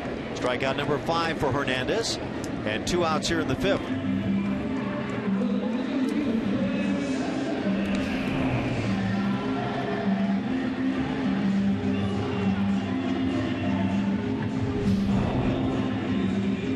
So you're saying it's a good time to be in that Royals lineup. Not bad. Yeah, that's a really intriguing bunch. By the way, the top 3 in RBIs, I may go past that. Morales, Nelson Cruz, Miguel Cabrera, Stephen Vogt is right up there. He's been driving the ball. Really had a nice year for the Oakland A's. The Oakland A's are in a bad spot as a club. They are 15 and 30, playing .333 ball right now. And in the American League West, 13.5 games back of Houston.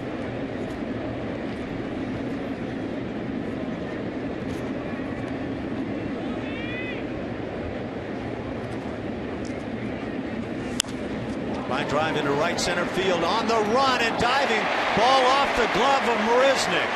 He had a chance to make the play, couldn't get it done, as Cespedes chugs into second base.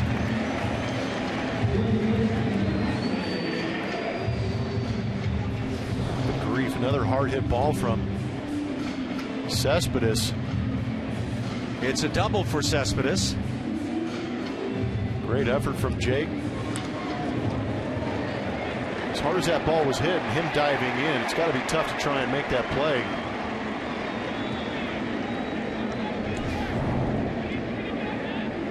So a 2-out double as Nick Castellanos comes to the plate.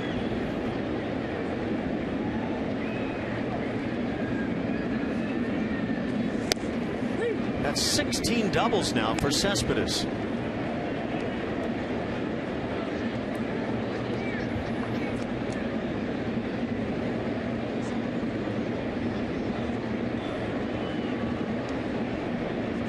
Castellanos has walked and scored and flied out.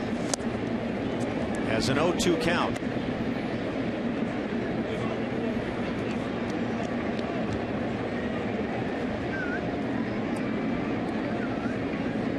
Yeah, the Kansas City Royals, we were just talking about them.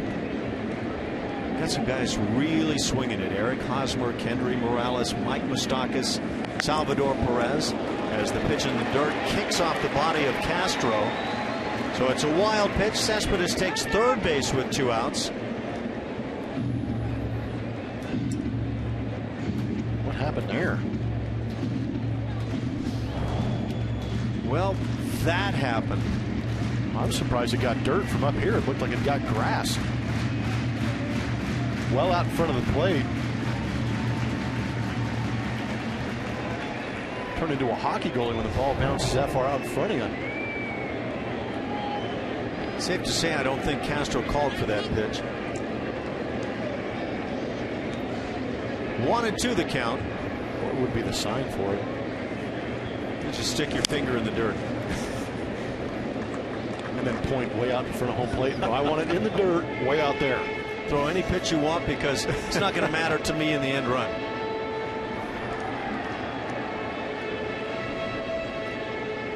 I think I got as far as Salvador Perez, Lorenzo Cain, Alex Gordon, Alcides Escobar. That's a good looking club. Boy, they've gotten lots better than the perception from a year ago. Fly ball right field. Springer going back to the track, to the wall. It's off the wall. Extra bases for Castellanos. Scoring is Cespedes on the double by Castellanos, and the Tigers now advance the lead to 7-3.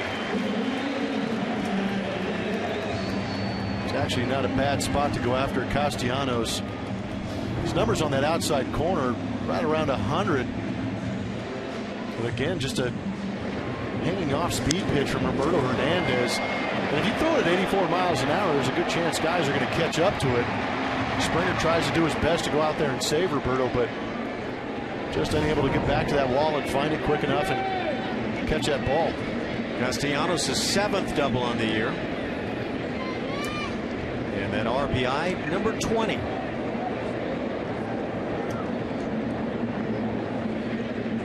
A 2-out run picked up by the Tigers. They were trailing 3-0 after a half an inning of play, but now they're applying the pressure to the Astros. I would imagine you got to get on the horn if you're the Houston Astros, get that bullpen going. You don't want this game to get out of control. Left-hander now getting up and loose in the Astros pen. It's a tough area. It is Joe Thatcher getting loose. Hit a telescope. Then a little X-ray vision, at least from my angle.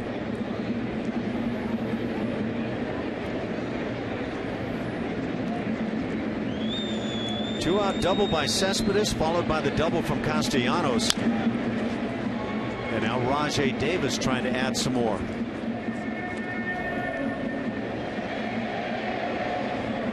I don't know. I could see the Tigers and Royals just slugging it out the rest of the year, trying to see who wins that division. Well, the Indians, that's true. Can go on a run anytime too. That is true. Kluber seems to be getting back in his groove. His last three starts, 37 strikeouts. Yeah, that's a pretty good number.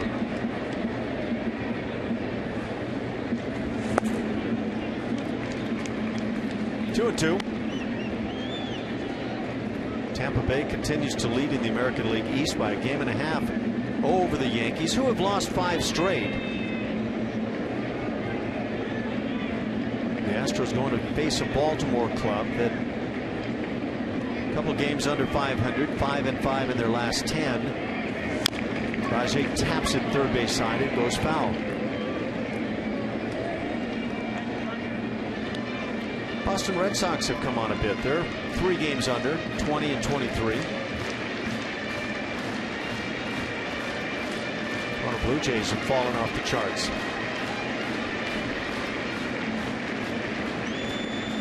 The Astros helped out in that. 4-game sweep at Houston. As the Astros still have to go into Toronto. Rajay hits it on the ground to short. VR with the play. That'll do it for the Tigers in the 5th inning. but two two-out doubles add another run at 7-3 Detroit.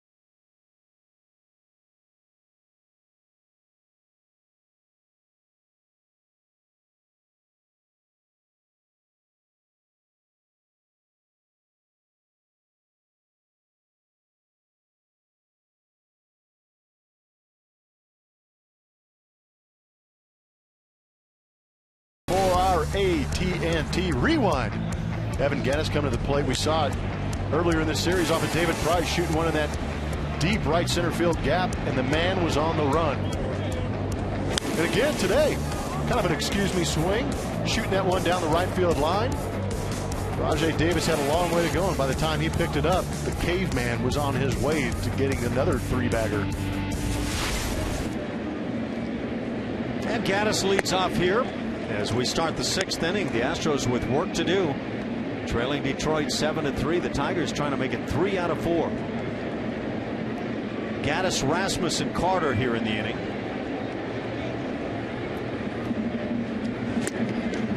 Big swing coming up empty is Gattis. That was in his wheelhouse, right around the letters and up.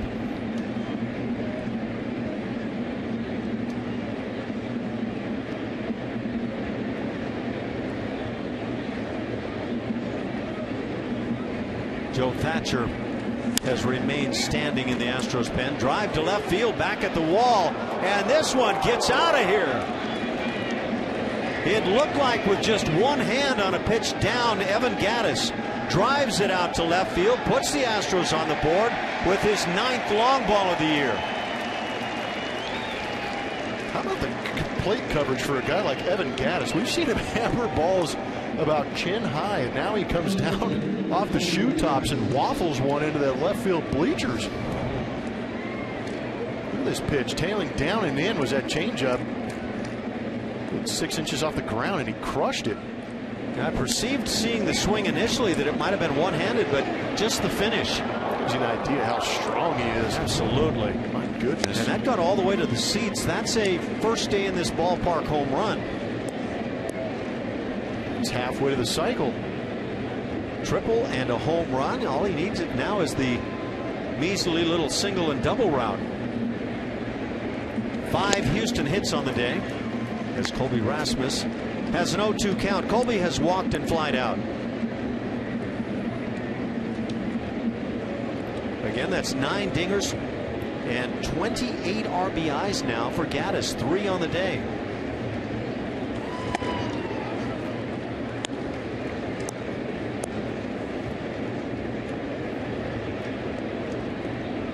He's making his case for being in the lineup every day. When you've got Gattis, Rasmus, now those 2 guys in there, you pretty much run out on Preston Tucker. Of course, I guess Jake Marisnick factors in there as to who is in the lineup, but right now it's kind of doing a little splaining as to Preston Tucker sitting on the bench. Creating a good friendly competition between those guys on the bench. Tucker's been really good.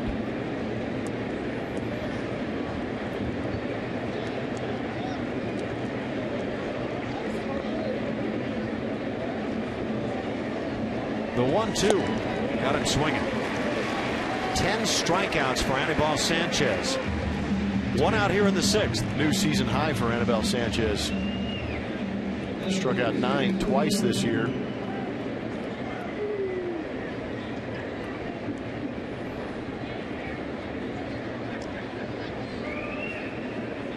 Back on Preston Tucker, hitting .310 on the year. Has a home run that he picked up in game 1 of this series. It's got to be a really tough decision. It is a tough decision, but I'm sure that AJ is welcoming it. You want to have those tough decisions. You don't want to have that easy decision where you just move a guy out of a lineup. Carter has a 1-1 count. He struck out both of his at-bats today.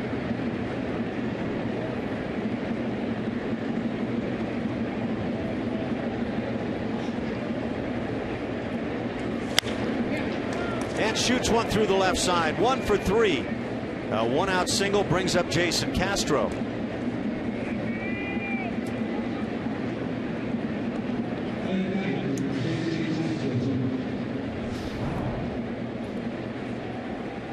Off-speed pitch back into the barrel of Chris Carter. It sounded good off the bat.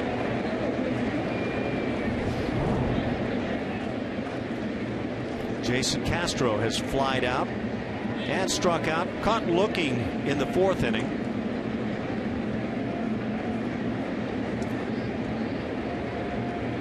Yeah, with the 2 strikeouts today, Carter has 62 on his season. Castro gets tied up and fouls it.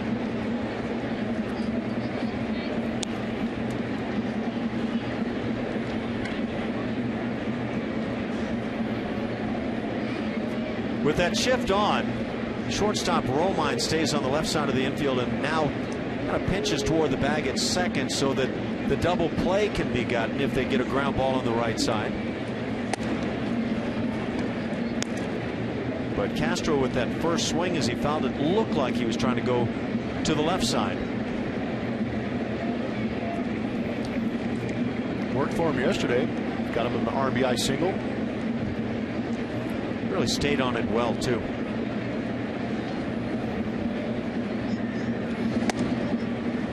Two and 1 the count. In the 6th inning, 7-4 Tigers. And the Tigers bullpen now getting going. Alfredo Simon now make that Alex Wilson throwing in the pen for the Tigers. 100th pitch from Anibal Sanchez. So he's coming near the end of the line.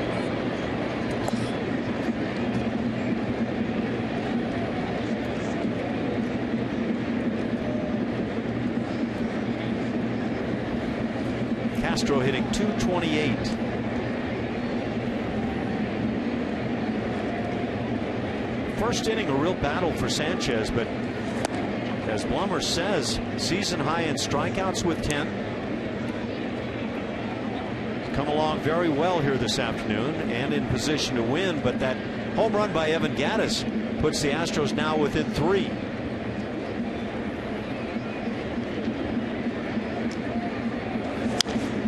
Castro fouls it off. Anibal's giving him some pitches to go the other way with.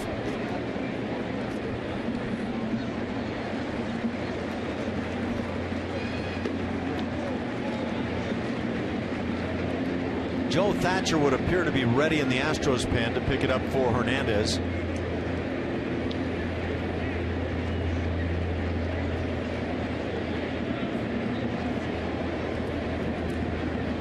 One out here in the 6th. And Castro down on strikes. Off speed from Sanchez. 11 punch outs. MLB.TV Premium, the #1 live streaming sports service, is celebrating 13 years. Watch every out-of-market game live or on demand in true HD with real-time highlights, live look-ins, pitch tracking, and more. Every night on every device. Blackout and other restrictions apply. Visit MLB.com or .TV for details. I apologize.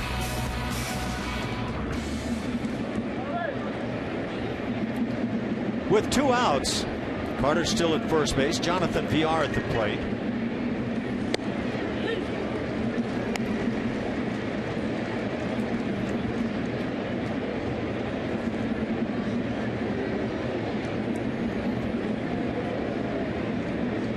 Talked about Kansas City playing such good baseball. St. Louis is in KC, leading over the Royals 2-0. They're in the third inning.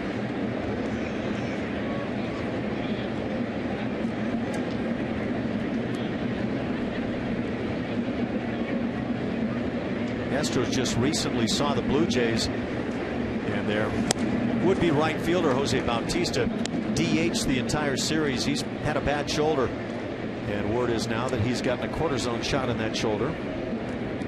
Quit swinging so hard. Does air out the place, man. 2-1 on VR,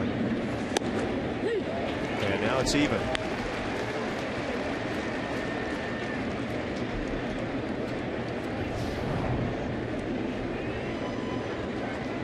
Astros hitters are getting frustrated.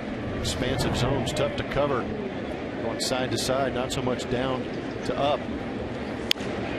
VR gets a piece and spoils. Count stays at 2-2.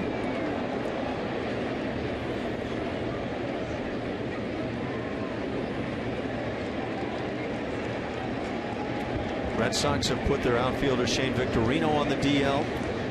Calf injury, those can last a long time.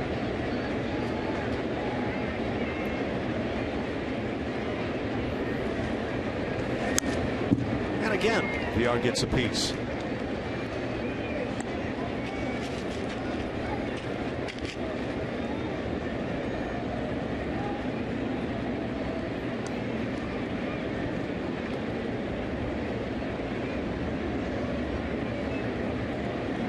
Two and two the count, 2 outs.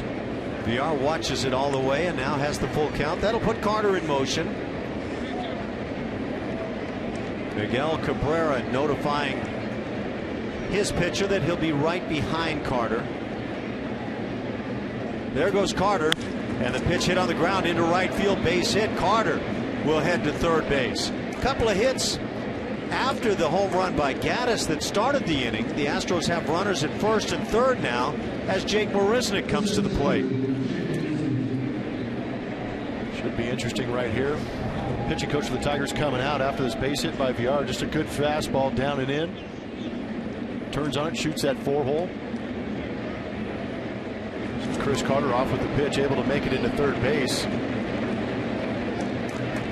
Got Jake Marisnick up there swinging the bat all right. Has himself a double already on the day. That pitching coach is Jeff Jones. The number of pitches now at 111 for Sanchez. And obviously, Brett Ausmus would love to see Sanchez get out of this 6th inning. But he's probably down to his last man, and I'm sure that's part of the message that Jones provided. You got one more guy to get out of this frame. Annabelle has thrown 113 pitches in a previous start. Oh, yeah.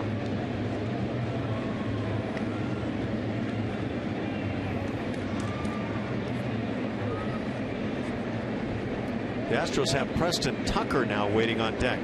So Tucker has grabbed a bat. He's going to pinch hit for Jake Marisnick. Mebi perceiving that right now might be the moment that they get between now and the end of the ball game. Jake Marisnick wound up 1 for 2 with a double, his 6th 2-bagger on the year. So Preston Tucker is the pinch hitter.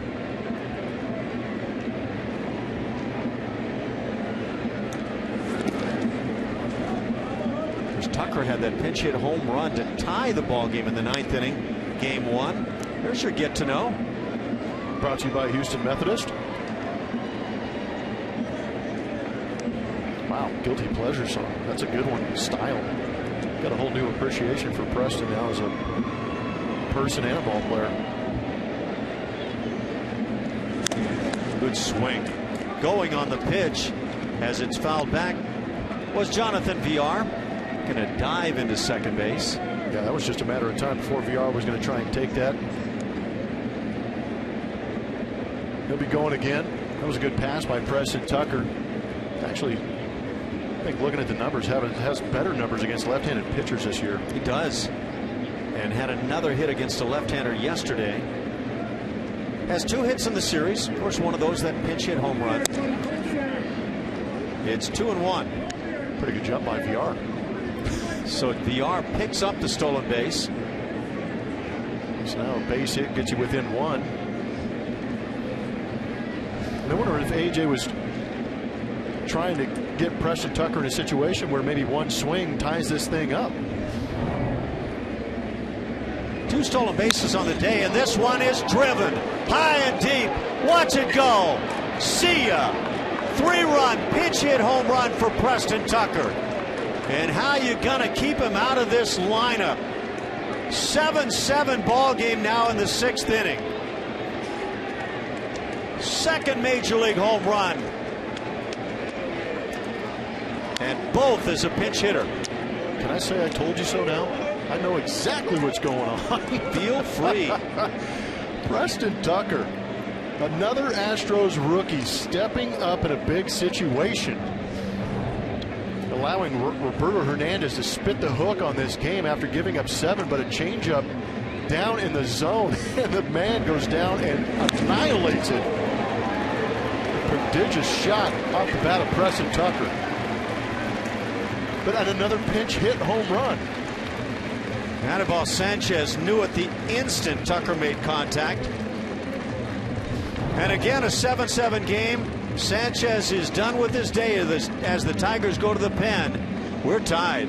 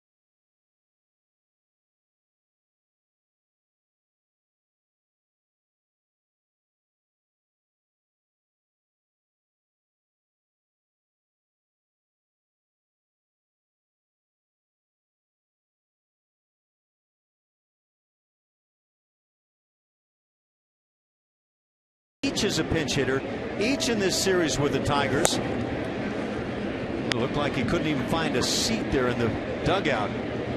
Pinch hits for Jake Marisnick, and I don't know if he's touched the ground yet. Wow.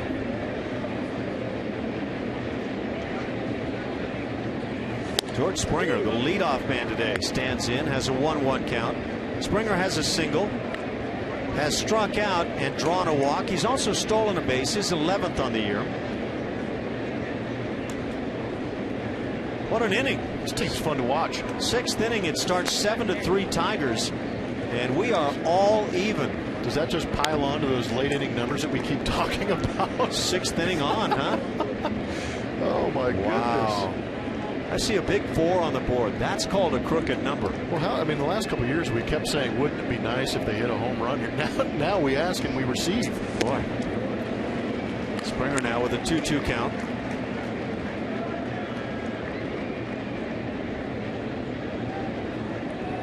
Goodness, Tucker's one of those guys, like you said, you could plug in and he'll end up 10, 15 home runs by the end of this season if he's playing consistently.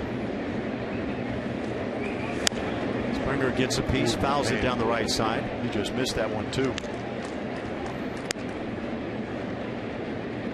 Alex Wilson for the Detroit Tigers, 11th appearance. Another good ERA coming out of that bullpen, also acquired in that Rick Porcello trade. Saw him put up those 2 shutout innings. He's got a fastball, slider, changeup, a little bit of a cut piece. Slider just away. With the 2 home runs today, Evan Gattis with number 1 and Preston Tucker hit the second one, each in the 6th inning. The Astros now have 64 as a team, best in the league.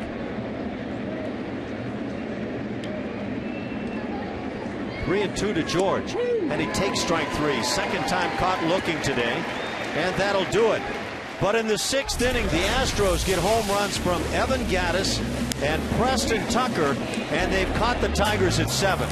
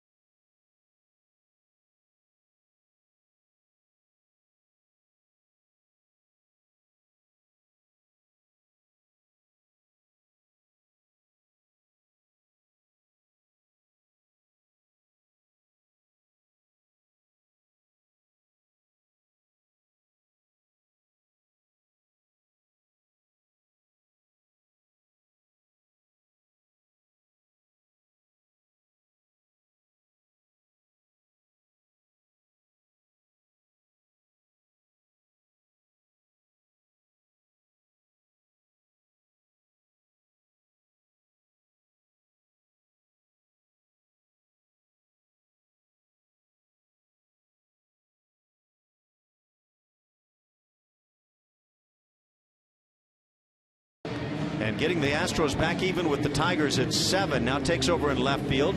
Colby Rasmus moves from left to center field, as it was Jake Marisnick being pinch hit for. So the outfield, Tucker in left, Rasmus in center, and Springer in right field. We go to the bottom of the 6th inning, and Joe Thatcher comes on, pitcher number 2 for Houston.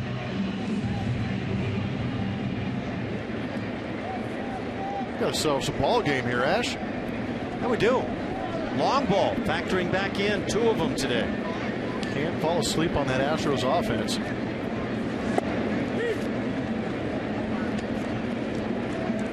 Anibal Sanchez looked like he was sailing to a W today, leading 7-3, and all of a sudden, all even. Thatcher gets ahead on Brian Holliday, the catcher. 0-2 the count. Holliday had a huge hit, a double that drove in 3 in the 1st inning.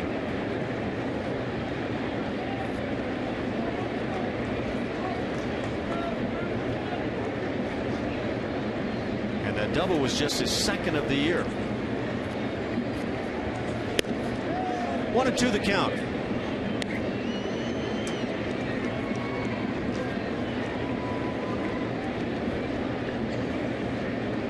Seven runs, 8 hits for the Tigers, 7 runs, 9 hits for Houston. Each team has left 3, and no errors on the afternoon. High drive left field. Tucker's there to make the play, out number 1. Bring up the 9-hitter, Andrew Romine. He got a 2-out rally started for the Tigers in the 4th inning. He came up with a base hit and then scored on a double by Anthony Gose.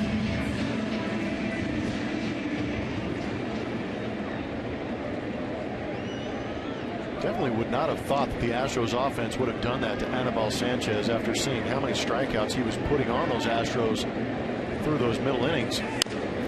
Ground ball hit to short. VR with the nice routine play, and that's what you want to see from him. 2 outs in the inning, up to the top with Anthony Gose.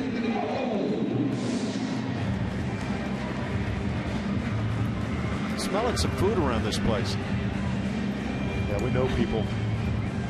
Good people to know. Take good care of us. I know Jeff Blum, and that works out pretty well. Made a run.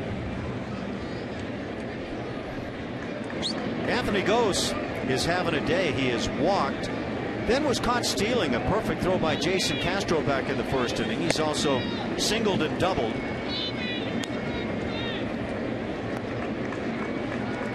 Tigers center fielder hitting .341. That's 1 point behind Miguel Cabrera for the Tigers leadership. Cabrera at .342.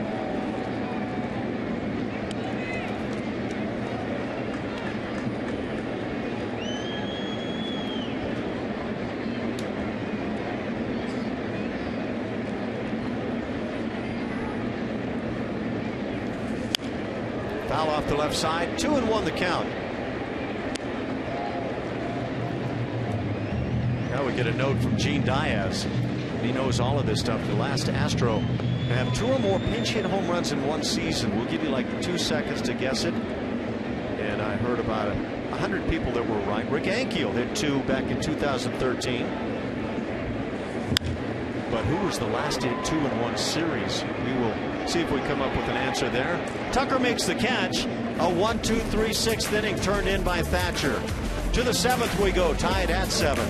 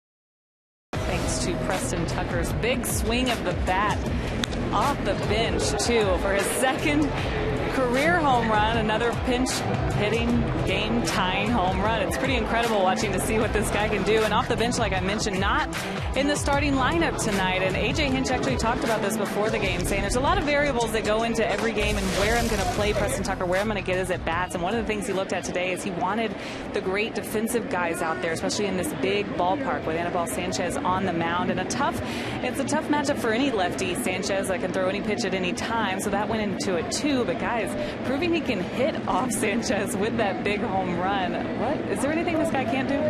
I'm not sure. I'm not seeing it right now. Sure do love the way he lets the bat fly. That's for certain. We go to the 7th inning. Marwin Gonzalez leads it off. A 7-7 tie. Alex Wilson, pitcher number 2 on the hill for the Tigers. And a line shot base hit for Marwin. He goes down and gets one. Bats are alive today. Kind of a slow series offensively for the Houston Astros, not getting those big hits, but today they're unloading. It's really staying down on the baseball. That is. Get that nose down on it. Just get on there and set the table. Those big poppers coming up behind you. Nobody out. A man aboard for Valbuena. He shows bunt. Astros team leader in home runs, showing bunt there. Third baseman coming in. That's Romine with that shift on. Third baseman Castellanos has moved to the right side. Yeah, it's not like the Astros to play for 1 run. Tigers are going to have a tough to impossible time trying to turn a double play here.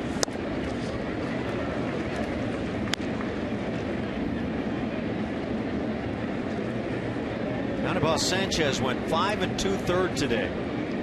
Struck out 11, 115 pitches and leaves and will have nothing to do with it. There's Nick Castellanos doing his best Jose Altuve impersonation. And 1-2 now on Luis. Roberto Hernandez went 5 innings. Allowed 9 hits, 7 runs, 3 walks. Had a rough first inning. Wound up walking all 3 in that first inning. Tigers put 5 on the board and eventually took a 7-3 lead before Evan Gattis and Preston Tucker made their mark. A strikeout of Valbuena, 13th strikeout of an Astros hitter today. Out number 1, and Evan Gattis steps back in.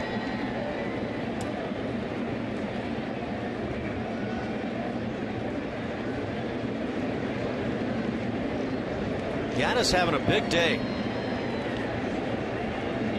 3 RBIs on the day, had a 2-run triple in the first inning and a solo home run leading off the 6th inning. Now 9 home runs on the year for Evan.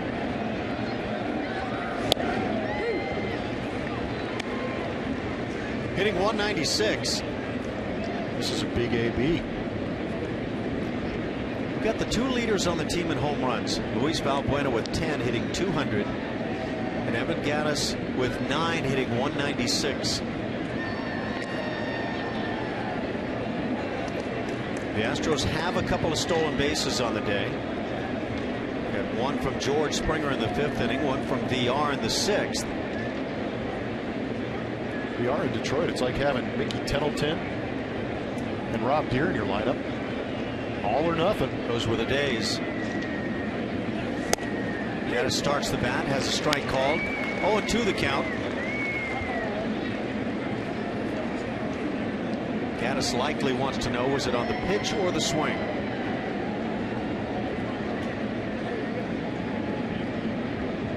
Haven't heard the attendance yesterday, just under 1,000 shy of a sellout, probably in that same ballpark today. Good Memorial Day weekend.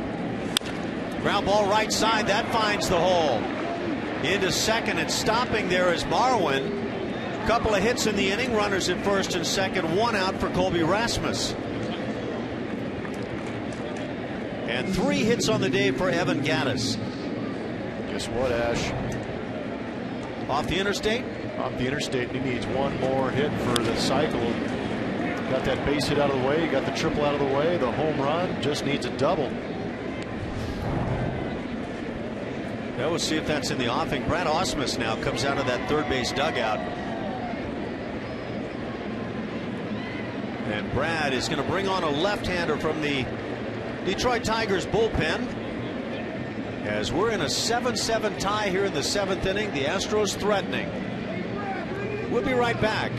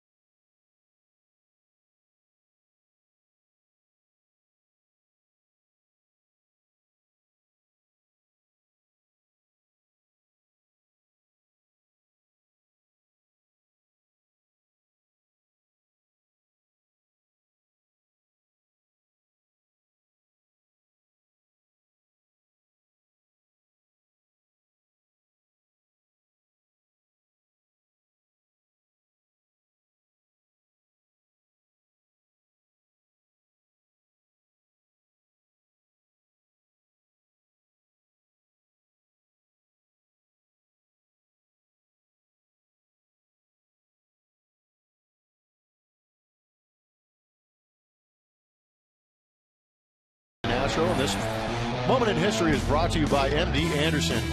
Ty Cobb spent 22 seasons in Detroit, won 9 consecutive AL batting titles, hit .320 in 22 consecutive years, including over 403 times. In 1909, he won the Triple Crown. And in his 1911 AL MVP season, he led the league in hits, runs, RBI, batting average, and slugging percentage.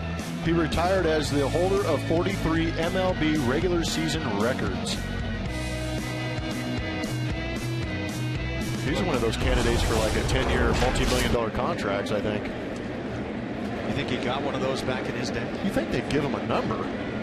Since he took every other number in the Detroit record book. Rasmus faces the lefty Tom Gorzolani, pitcher number 3 for the Tigers. Did you also notice that apparently the Tigers didn't have a third base coach, as Ty Cobb did all the waving of guys in to home plate there? Yeah, I was too busy rattling off all of his numbers. We'll have to check that one out later. Did you get a number when you broke in? I was number. Sorry, I had to chuckle there. Oh no, too easy. You know what? I can't remember the number right now for some reason. But 57. Wow. My first spring training. And Buddy Bell, my old teammate back then, started referring to me as Hines. Hines 57. Nice. Well, you had a linebacker number. I got a wide receiver's number. That was number 83 in my first spring training. It's a good one. Colby has one thrown on by, so he's down on strikes. The lefty comes on effectively to get Rasmus. And now it's up to Chris Carter. And here comes Brad Ausmus once again. Now, Tom Gorzolani works to one hitter, gets Colby Rasmus on strikes. 14 strikeouts now by the Tigers staff this afternoon. Brad Ausmus getting in a lot of camera time out here on the field. Are they going to talk it over? Or maybe give whoever's in the bullpen a chance to maybe throw a couple more pitches. I don't know. There you go. He's going to Nesbitt. So Nesbitt, we'll see for the 3rd time here in the 4-game series. He will come on and face Chris Carter in the 7th inning. A couple of runners aboard in a 7-7 tie. And once again, we'll be right back.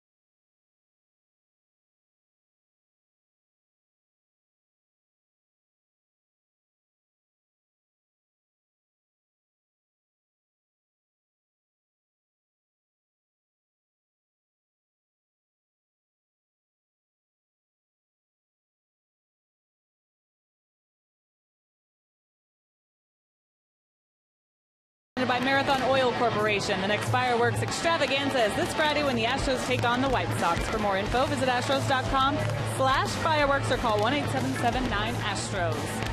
Guys, I'm getting dizzy on this carousel, but you didn't think I was going to come to Detroit and not get on the big cat court carousel right here in the middle of everything. This is the place to be at this ballpark, and I even have a late night dog here. It's got a fried egg on it. They've got lots of gourmet dogs. I may wait until I get off of this thing before I eat it. Good times out here, guys. Yeah, thanks, Julia. That looks perfect. A chili dog and some kind of ride that makes you go round and round. I'm in for one of those. You would be. 36,449 on hand. I think they're hiding a few of those people. The bean counter missed them, I think, today. Angel Nesbitt comes on to work it to Chris Carter. The Astros need a big swing.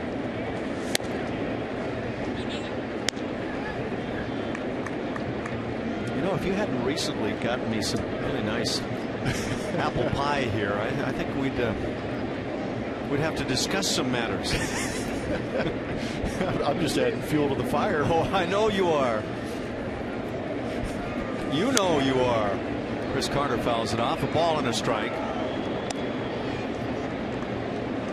No, we got to take advantage of it. They spoil us here in Detroit. Pizza the other day. That was pretty nice. Apple pie today. Julia was frozen down at the end of the dugout, and I think that saved her night. Yeah, she was using it as a hand warmer. I think she used it for more than that, but Carter takes outside. The Astros picked up 3 in the first and 4 in the 6th inning. Tigers got 5 in the first, 1 in the 4th and 5th innings. The Astros with 10 hits on the day. The Tigers have 9. It's been a pretty good offensive day here in Detroit. Getaway day for the Astros, and how they would love to get away with a W. Tell you what, it's a good time for Chris Carter to hit right here in a 3-1 count. Yes. 2 runners on. The Astros have 2 long balls on the day. Gaddis and Preston Tucker as a pinch hitter, a 3-run bomb.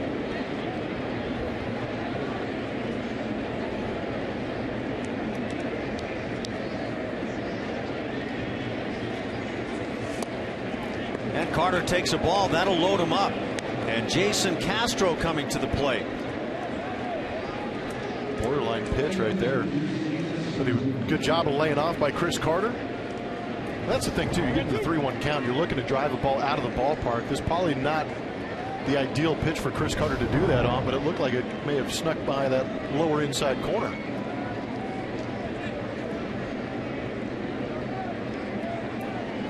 There are the guys on base.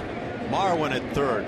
Evan Gaddis at second, and Chris Carter at first, and 2 outs. Can you get that big 2-out swing?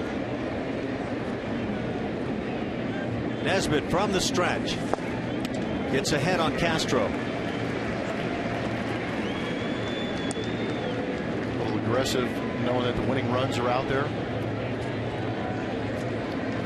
Nesbitt in his first year in the big leagues with the Tigers, 19th game.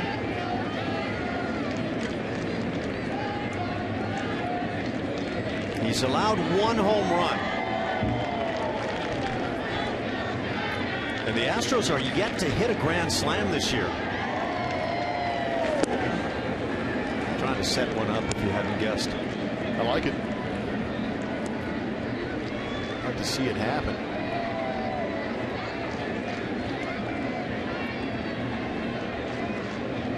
Might be what it takes to win this ball game. A lot of runs scored so far. That's a good call. Castro gets tied up, fouls it as the count moves to 1-2 on Jason. Batting average at .226. 0 for 3 today with a couple of strikeouts. Got robbed possibly back in the first inning. Nice running grab by Cespedes in left.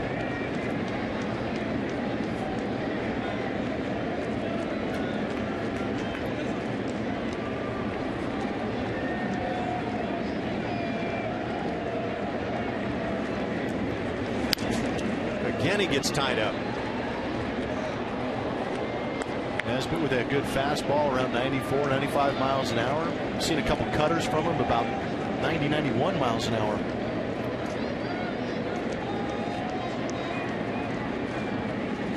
Big spot, big pitch.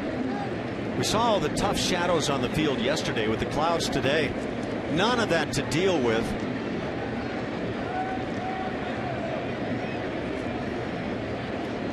They pack him in here. And the 1-2.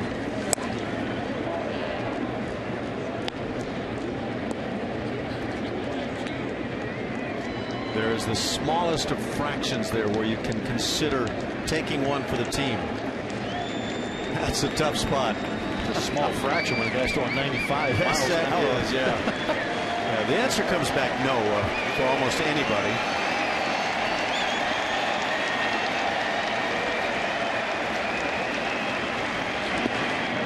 And now 3-2, so the runners will be in motion. Great stop from Holiday. Done a nice job today. Split finger down in the dirt. Took kind of a funky hop out of that right-handed batter's box. Squared it up nicely. Got everybody moving on this 3-2 count. Big moment. Nesbitt set. The runners go. The pitch is fouled down the left side.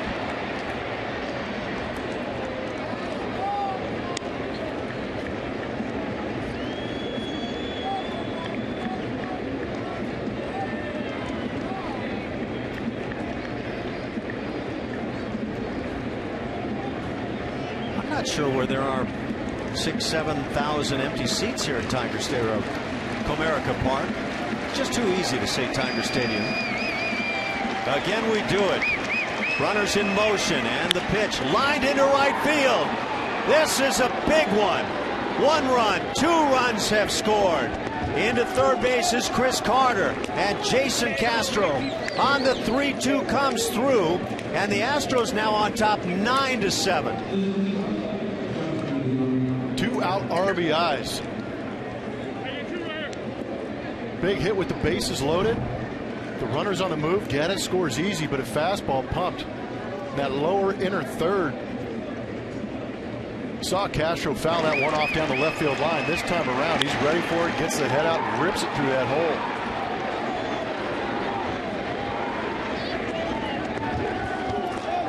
3 hits and a walk in the inning. A couple of strikeouts to go with it. But those don't matter a bit. And now Jonathan Villar a chance to drive in another. Fly ball to center field. Anthony goes just cruising into left center field. He'll make the catch, and that'll do it. But Jason Castro comes up with the big swing. Astros on top 9-7.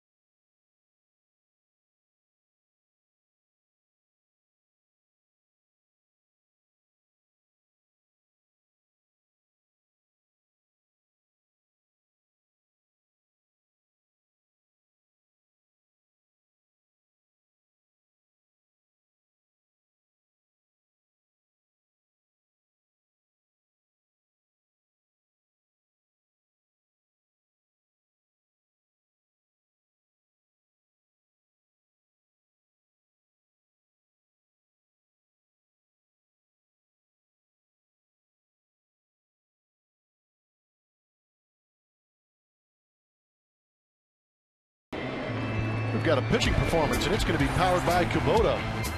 Astros bullpen did a great job locking down that tight win last night. It was Will Harris in the shadows throwing that 91-mile-an-hour cut piece, putting guys away with that hammer, and then it was Neshek coming in for another hold in front of Luke Gregerson.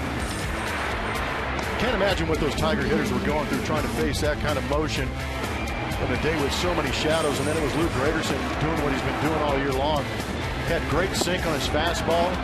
Guys were having a tough time picking it up out of his hand, threw that great slider, finished that off. Big 1-run run again for the Astros, but that back into the bullpen doing a great job. Neshek, check out, he's got 11 holds in front of Luke Gregerson's 11 saves.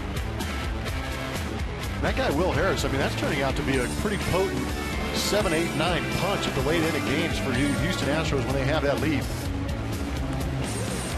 Yeah, has it ever, and now it's Josh Fields coming on to work here in the 7th inning. As the Astros have picked up a 2-run lead, Jason Castro comes up with such a big 2-out hit. And of course, we've had the Preston Tucker pinch hit 3-run home run. And Josh Fields comes in for his 12th outing of the year. Good numbers. Glad to see him back after taking that line drive off the knee early in the series. Able to walk that off. Getting some good treatment from Nate Lucero and Rex Jones down underneath there. That was game 1 of the series. And so ready to go. He worked just a third of an inning and allowed that hit, the line drive that hit him. Set to work here in the 7th. He'll face the 2, 3, 4 spots for the Tigers. Kinsler, Cabrera, and Martinez. Oh, this has turned into quite an intriguing game. Kinsler fouls one down the right side. He drew a walk and scored in the first inning, but 0 for his last 14 at the plate.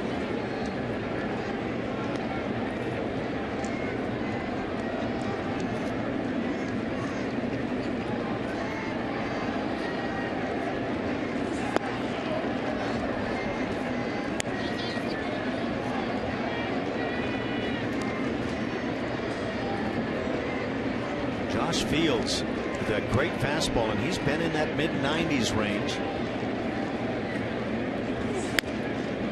And there it is, 96. Yeah, it's crazy to think that Josh Fields is still out there. We talked about those 3 guys at the top of this inning, about how well that bullpen's doing, but this is a guy you could plug into that 7th and 8th. Chad Qualls is still out there. And that's some high quality arms, and if you're getting that pitch right there, yeah, you're going to be in good shape. I don't think Ian Kinsler thought that was a strike.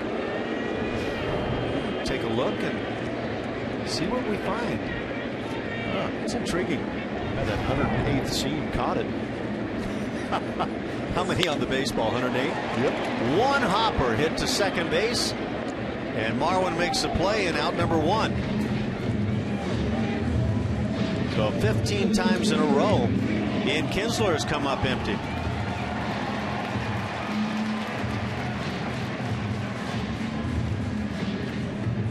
I had a lot of times I wanted to sit around and count the seams, but never did, or at least I can't remember doing it.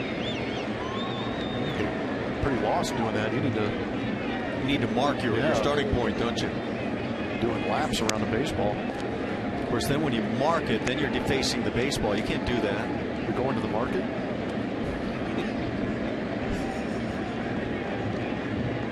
I have no need to. My partner here brings me pie. I'm a giver. Yes, you are. 1 for 3 is Miguel Cabrera on the day. Shoot, these days, if you did make a mark on the ball like you were talking about, you may get ejected. Didn't take much. Was that yesterday? Yeah. The Marlins Orioles game. Mattis or Matus? Mattis. Brian Mattis got ejected. A big managerial move by Dan Jennings.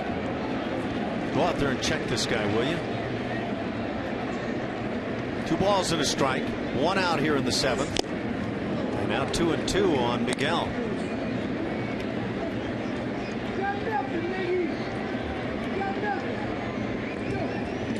Does Miguel Cabrera with the name Miggy have one of those names that where you could just say Miggy and most sports fans would know who you're talking about? I would have to say so. Strike 3 called. Wow. Miggy's caught looking, and I think he feels that was outside. Look, we have the luxury of looking at the pitch tracks, and we'll see where this one ends up. It's a nasty breaking ball. You got to give that to Josh Fields in an even better location. So ideal stuff for the 2nd out of the inning. That's 6 strikeouts for Astros pitching. And J.D. Martinez, the cleanup man, comes to the plate, hammers one left center. And nobody's there. This perfectly in the gap all the way to the wall. Rasmus gets it back in. It's a stand-up double with 2 outs for J.D. Martinez. His first hit of the afternoon. Yeah, now Yoenis Cespedes comes to the plate. He has a pair of knocks. Sometimes when you know a guy's got a great fastball like Josh Fields, you go up there and ambush it. Got a pitch in a good spot, brought the hands in, barreled it up. It's actually a really good job by Colby Rasmus to sprint to that, get it back in quickly. For J.D. Martinez, double number 9 on his season.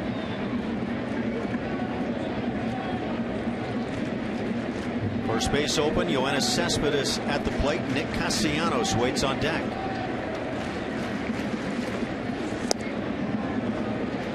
Josh Fields has that over-the-top hammer.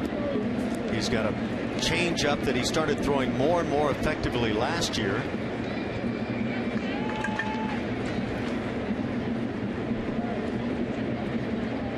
It's good to have that third pitch.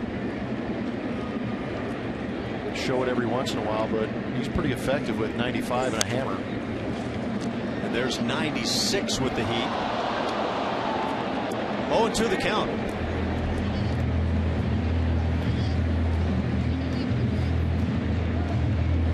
$16 runs on the board. 9 of them belong to the Astros.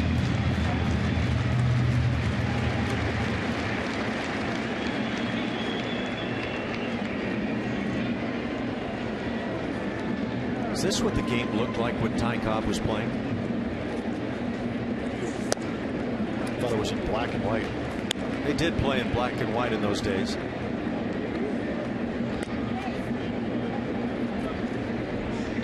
Spikes up. Fearful of making a comparison with any other player. Yeah, you got to be careful with that these days. 1-2 the count. That got him swinging. High gas blown on by. A couple of strikeouts for Fields. He strands the double at second base. We've played 7. It's 9-7 Houston.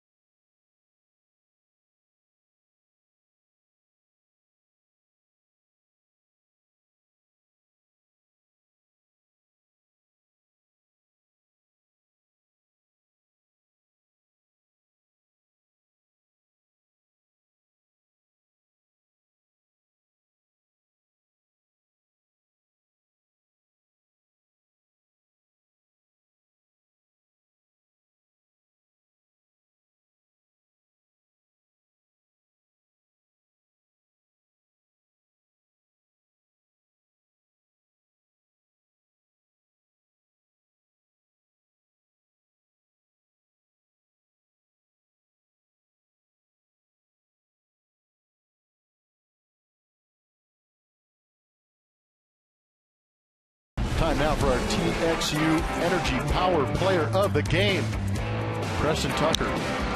That right there is a replay of his first home run in the major leagues. It tied the ball game that first day here in Detroit off of Joakim Soria. And then he came right back and pinch hit today, hitting a 3-run jack to tie this ball game up.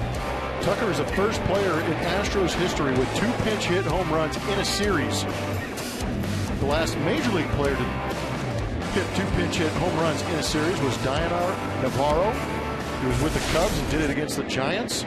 The last major league rookie to pinch hit 2 home runs in a series was Reggie Taylor of the Reds at Colorado in 2002. Good stuff. Gene Diaz with our information source there. Thanks, Gene. He is good. So it's Preston Tucker once again. He's not a pinch hitter now, so we'll see how that all works out. Angel Nesbitt still on the hill for the Tigers. 1-0 the count. And Preston Tucker does not get cheated. Unleash the beast.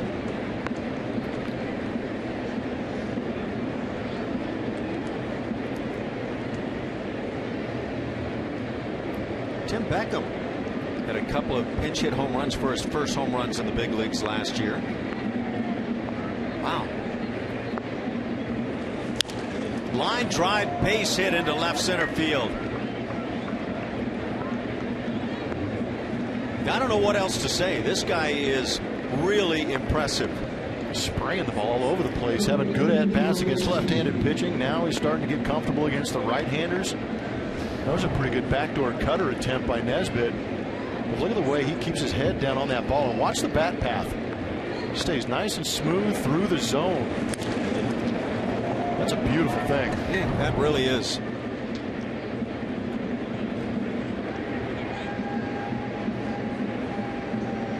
Yeah, I'm enjoying watching Preston Tucker a lot.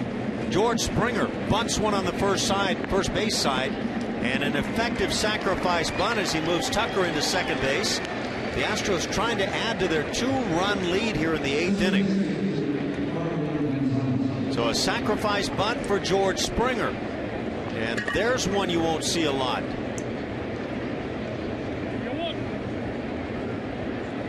At least you hope not. I'd like to see George swing it. The Astros don't bunt much. That's their 7th sacrifice bunt of the year. Well, you just don't see the Houston Astros in this day and age giving away outs like that on the bunt. They want to see these guys swing the bats. Now, major league teams don't bunt much. So, yeah.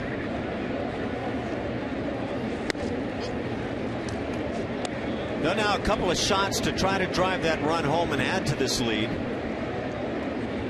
Springer's got the pop that could drive a guy in from first base, whether it be a double, triple homer. Agreed.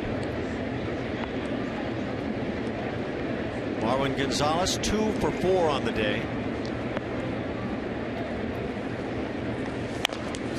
Grounds it foul.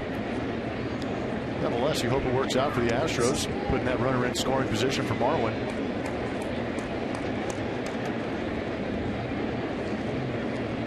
Yeah, I'm hoping to see more and more of the really good swings again from George. I feel like with the number of walks he's been drawing that he's become, I don't know if selective is the word, patient, I'm not sure what the accurate word is, but taking a lot more strikes lately.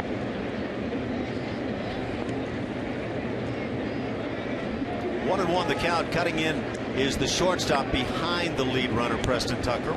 It's the second or third time we've seen the Tigers try and pick off the youngster out there at second base. Well, that would be coming from Brad Ausmus. His philosophy, maybe trying to have pitchers and infielders more actively together. I like it. You definitely don't see it enough. I think most teams like with the sacrifice bunt where they say, no, we're not going to do that. They've also decided they don't do pickoffs. Line drive, base hit into third, and being waved now late is Preston Tucker, but he will score. And now they have Marwin hung up between first and second, and he's going to make it unless he will. How about that? Wow. Shifts do change things a lot in the infield. Marwin's not happy out there at second base. A lot of things can go wrong when you get into a rundown. Let's hope it's nothing major, maybe a little shook up. But a great piece of hitting. That was an interesting play all the way around. It's the third hit on the day for Marwin Gonzalez, and it does drive in a run, fortunately. It almost looked like, I was watching Gary Pettis. He was waving and then stopped Preston Tucker about right there, and then the hesitation move home. I wonder if Preston looked up and saw where that throw was going and saw the catcher release away from home plate.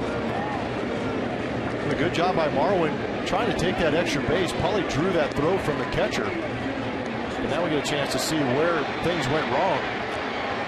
Put the moves on. Dove in pretty hard in there at second base. Well, hopefully everything's fine with Marwin. He looks like That looks miserable down there. For the moment, things are not fine at all.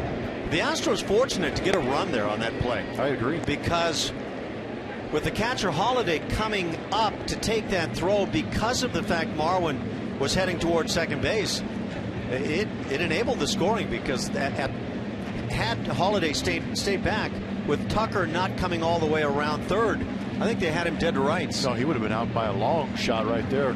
Brad Ausmus makes his presence once again, as Nesbitt is done with his afternoon, but the Astros lead by 3.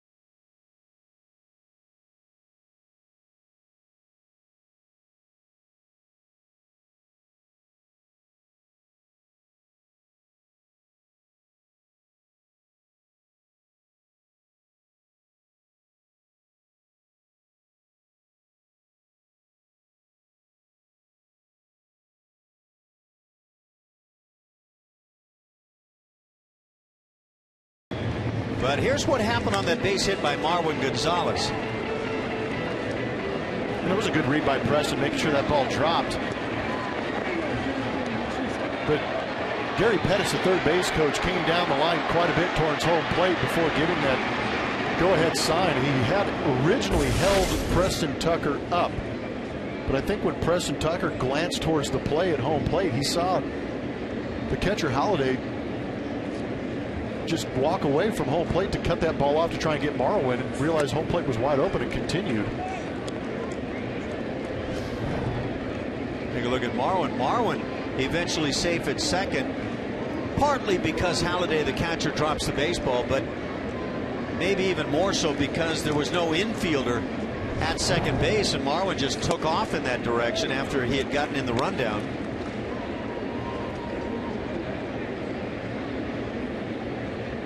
One out here in the inning, a run in, 10-7 Houston. Luis Valbuena, the 3-hitter at the plate. He's 0 for 4 with a couple of strikeouts. It's a good swing as he fouls it back.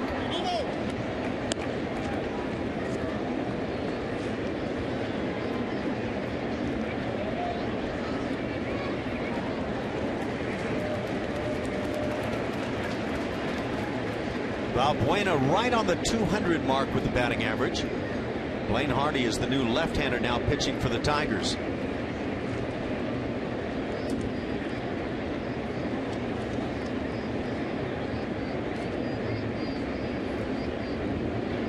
Hardy is pitcher number 5 on the day for Brad Ausmus.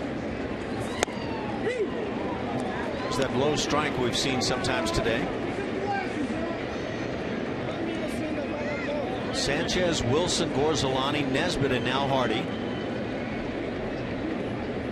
For the Astros, it's been Hernandez, Thatcher, and Fields.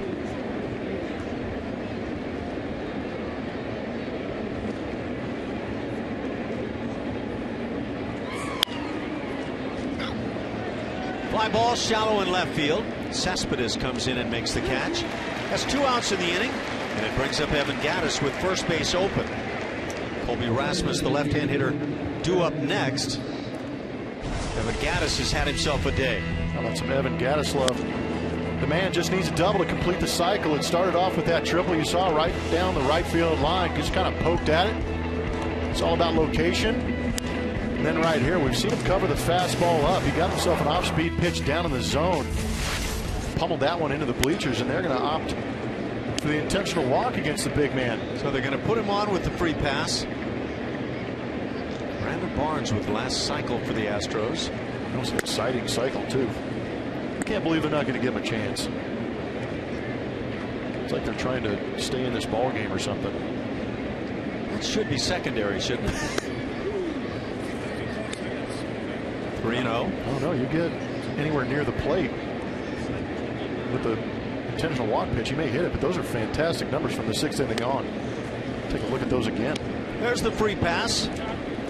Look at this. 6th inning or later, the Astros, 105 runs scored. And like we said, the average is not going to be there for them. They're just going out there trying to get on base. And then what they're trying to do is set up this number right here. Just start launching on some people. That's how you drive in those runs. Pretty impressive. It's the first time Gaddis has been passed intentionally this year.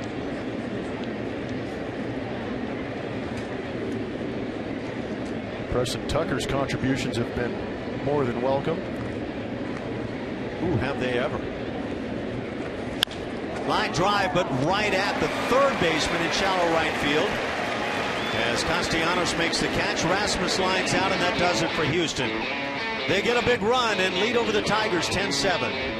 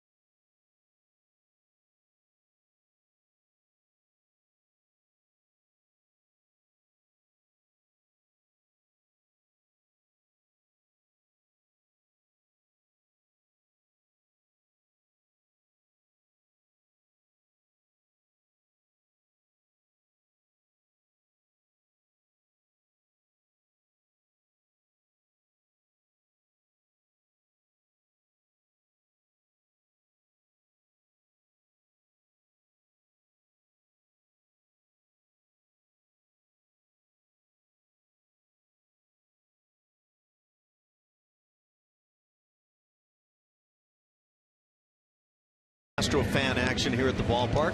Yeah, they've been strolling in. What about this ball game? It's really been something. The Astros put 3 on the board in the first inning. The Tigers came right back with 5, and it's just kind of gone like that throughout the day. It's been interesting. We haven't seen much run production from that Houston Astro lineup, but today it has been electric. And now the Astros go to the bullpen once again. Chad Qualls comes on and tries to protect what now is a 3-run lead here in the 8th inning. Qualls the 4th pitcher of the day for Houston. Got a chance to see Josh Fields do his thing. Good to see him back out there. Chad Qualls, another guy in that bullpen that creates all kinds of depth for A.J. Hinch. Those are good numbers. I mean, reasonable against right-handed hitters, but left-handers are having an extremely tough time with that sinker-slider combination that Chad Qualls goes out there with.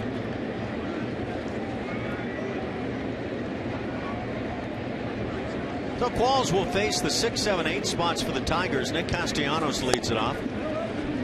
Not sure if he's a third baseman or a shallow right fielder, but on the day with the bat, he's 1 for 2 with a double and has drawn a walk, scored a run, and drove in his 20th of the year. Can you go to the arbitration table and say, I'm a rover? Look, if you have more value as a guy who can play infield and outfield, I think Nick Castellanos needs to take that.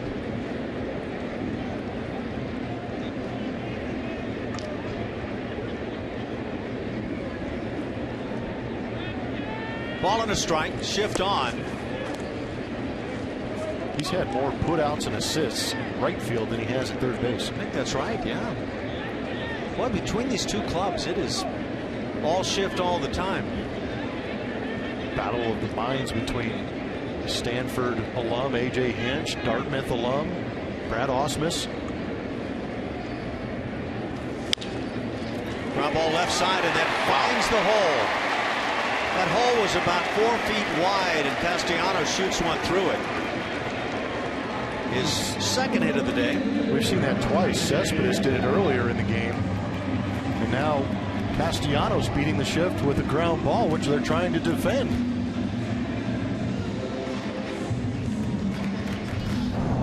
That's crazy.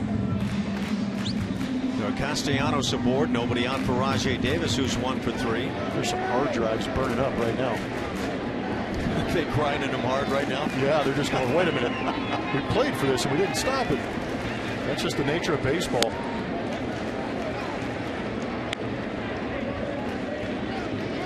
Rajay Davis had an infield single back in the first inning and scored run number 5 for the Tigers. He got done with 1 inning of play. It was 5-3 Detroit. Ground ball left side. Valbuena will eventually get the out at first base. The cleats betrayed him there.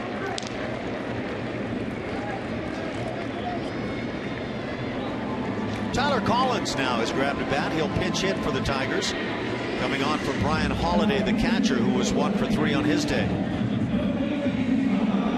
And the second base, Castellanos. Looked like Valbuena had a notion of trying to get a lead out at second base. I don't know how long that would have impacted things, because Rajay Davis is simply a running machine. So all in all, it may not be a bad deal, the trade that was taken. I think it was pretty heads up. It's not one of those plays that's going to show up in a box score or be talked about too often, but there's some people around baseball that are going to say that Valbuena made the right choice right there. You get a 3-run lead. You want to get as many outs as you can, as quick as you can, and that's one way to do it.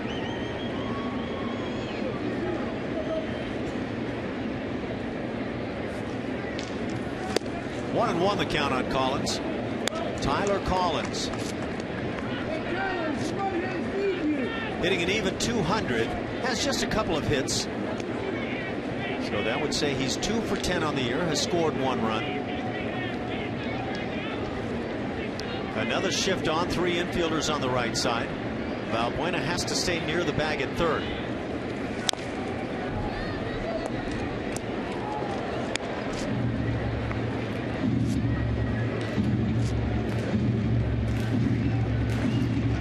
This bullpen continues to be absolutely fantastic for the Astros. Second best ERA in the American League, trailing only Kansas City as a pen.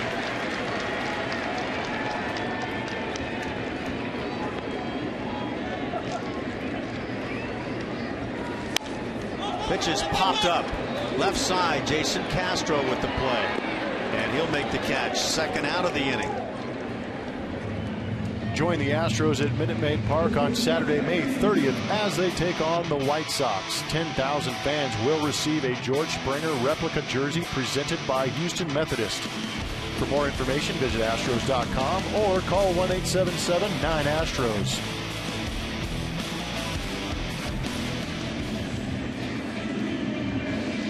Andrew Romine, who got the start at shortstop today, stands in, 1 for 3 on the day. Singled and scored in the 4th inning.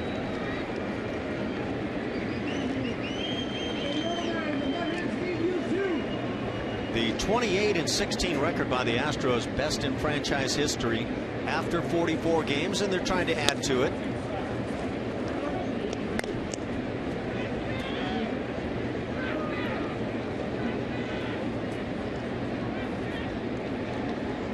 It's a fun-looking scoreboard right now when you look at it. The Astros 3 in the first, 4 in the 6th, 2 in the 7th, and 1 more in the 8th. And a bunt past the mound, and you can eat this one. That's not going to drive in a run, but Romine extends the inning as he gets his second hit on the afternoon.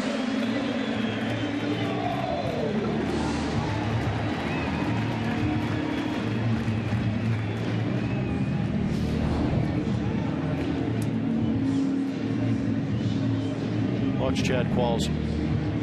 Did you see him give Romine a look? Yeah, and I've been there myself. The only argument you could really make is they're down by 3 runs, and creating more base runners at the bottom of that lineup to turn this lineup over maybe a good thing. Ghost has had himself a good series, and getting Kinsler and Cabrera and those guys up. So Tony Sipp getting loose in the pen. Chad Qualls going right after Anthony Ghost. 1 ball and no strikes. Ghost hitting .338. There's a bad perception a lot of times about a guy who gets what can be perceived as a selfish hit. And when the Tigers are down 3 runs in the 8th inning and need some runs on the board, and you bunt for a single with a man at second base, that perception can certainly be there.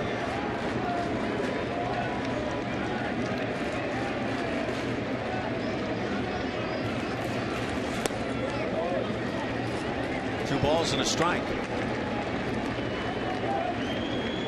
Qualls pitched a couple of days ago against the Tigers. It's 1 inning in that game and allowed 3 hits, but he also struck out 3.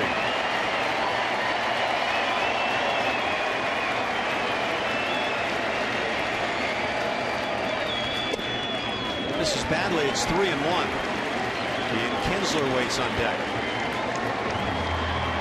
You got 2 outs. You got to focus entirely on this hitter. There's 3-1 count. Qualls has a great sinker.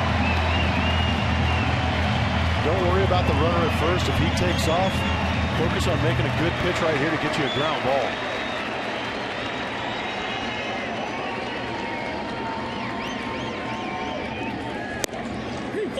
And it's 3-2.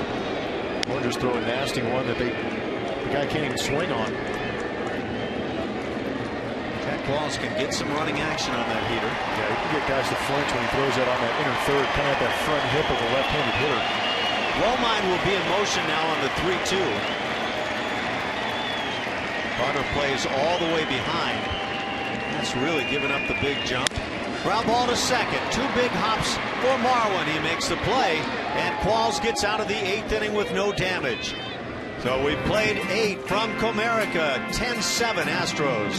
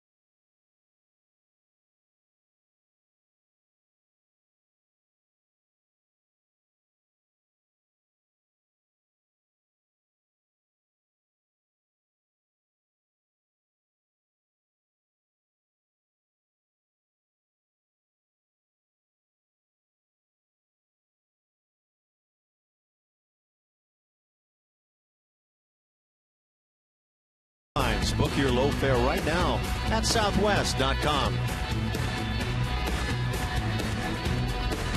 Chad Qualls got through the inning, and I don't know what he's got to say with his teammates. I doubt that he really enjoyed the bunt hit in the inning, but he eventually gets through it. Is he telling other pitchers his thoughts about those veteran ball players are all grumpy? You'd never be with those guys, would you? No, that's this red button that I have up here in the booth when Romine squared around was being pushed down. So there's part of me that understands why Qualls would be upset. Yeah. But I like to think that maybe Romine was trying to set up the guys behind him. James McCann is now catching for the Detroit Tigers. Al Albuquerque on the hill now. Brad Ausmus has been busily going about his business and working with the bullpen quite steadily. We go to the 9th inning, 10-7, Astros on top. Chris Carter leads off. Carter struck out his first 2 at-bats on the day, and then came up with a base hit in the 6th inning and scored a run. That base hit proved big, as eventually Preston Tucker got a pinch hit at bat in the inning and hit a 3-run home run. Carter was aboard. Preston Tucker has added another hit, so he and Jason Castro with some enormous hits for the club, as has Evan Gattis had today. Gattis with a triple and a double early in the game, or rather triple and home run. He's also added a single, just a double shy of the cycle today.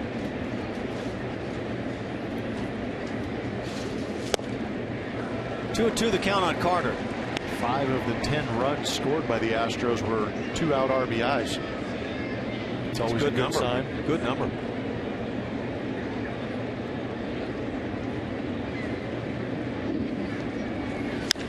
Carter hits a towering fly ball to left field. Easy for Cespedes. And out number 1.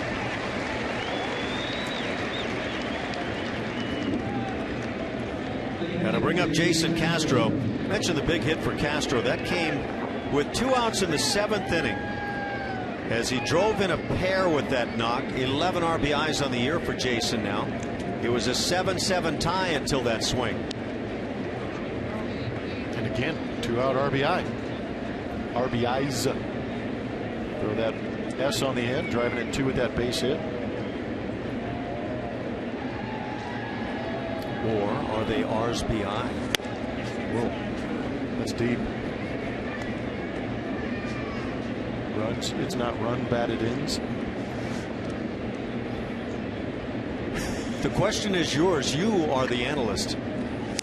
Castro with the ball and a strike.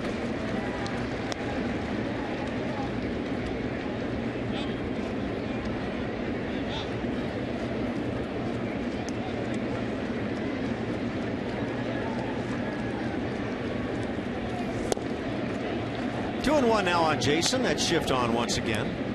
Wide open left side, as even the remaining player, the shortstop, Romine, playing somewhat up the middle. So if Castro just hits it on the ground to the left side, he's got himself a knock.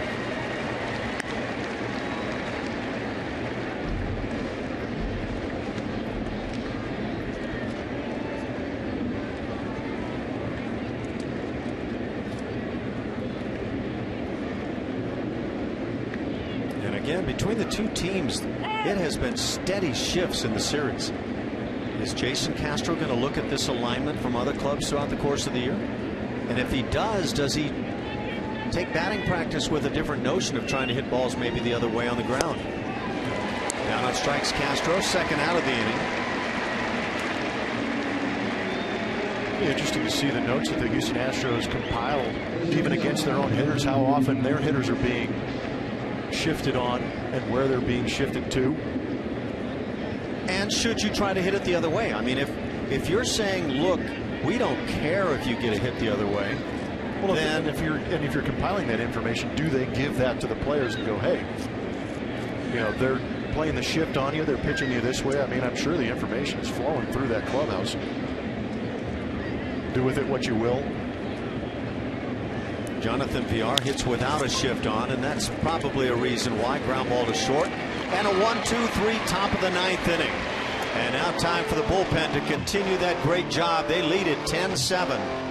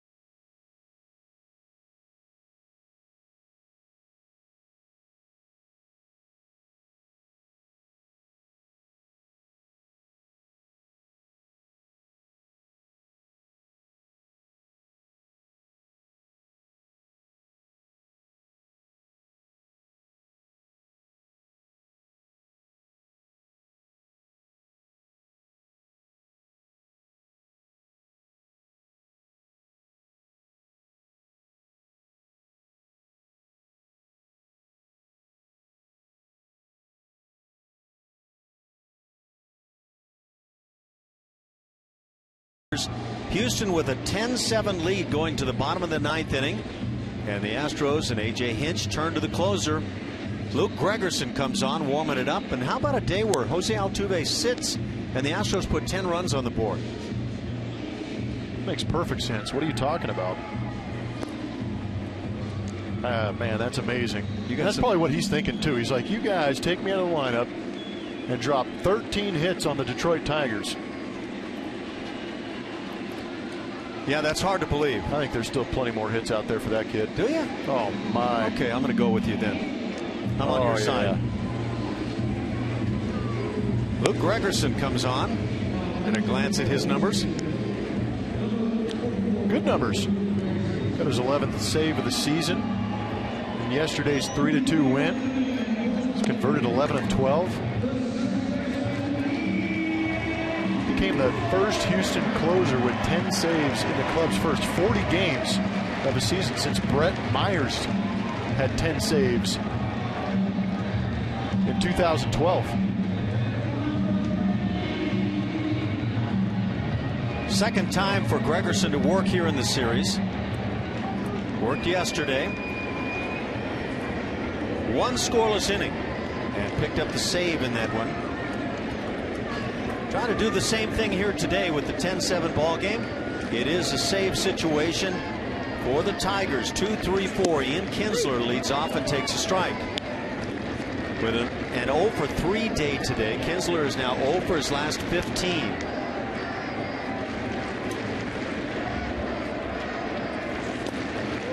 Ball and a strike as the ball kicks away from Castro. The Astros with 2 home runs today. Evan Gattis, solo job, his 9th on the year. Preston Tucker, a pinch hit 3-run bomb in the 6th inning. That tied the game at 7. Jason Castro, an enormous 2-out 2-run single. 1-2 the count on Ian Kinsler. It's Miguel Cabrera and J.D. Martinez to follow here in the inning.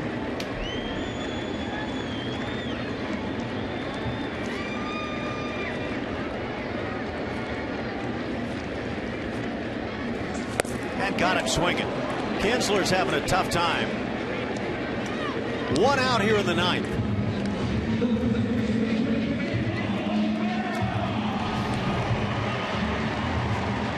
Another good slider from Gregerson. Really short arms that thing, and you can see it almost throws it like a football, coming with that short arm. Just creates a nice tight spin on it, tough to pick up. With 1 out, bases empty, Miguel Cabrera at the plate. Had a double back in the 1st inning, 0 for 3 since. Busts one down the left field line at the pole, and the Tigers have picked up another run for Miguel Cabrera, his 11th home run of the year. And it's now a 2-run game. Always good getting those insurance runs for your closer for situations like this, but I'm sure that with the 3-run lead, Luke Gregerson is okay having Miguel Cabrera hit just a solo home run. But you've still got some meat left on the bone with these 2 guys coming up behind Miggy. Boy, that's a fact. J.D. Martinez and Yoenis Cespedes.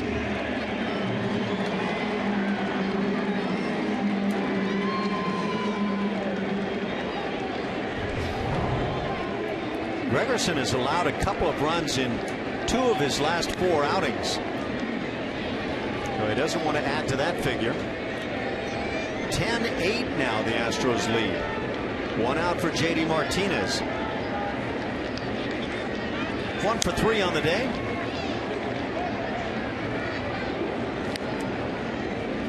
Martinez has a sac fly and a double on the day to go with 2 strikeouts.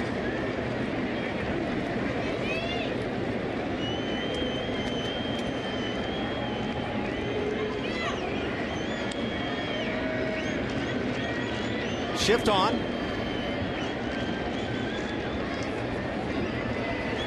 As Gregerson brings it. This one shot through the hole on the left side.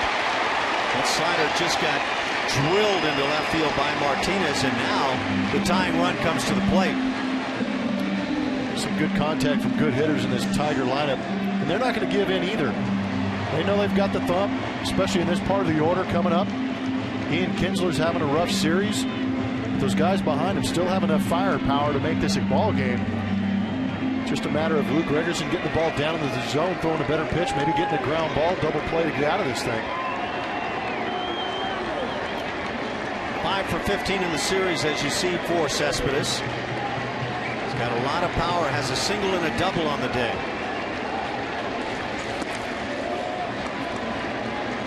The double, his 16th of the year.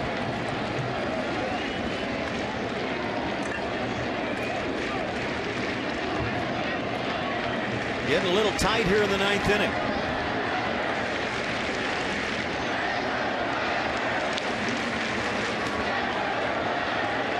With his 16 doubles, he leads the American League.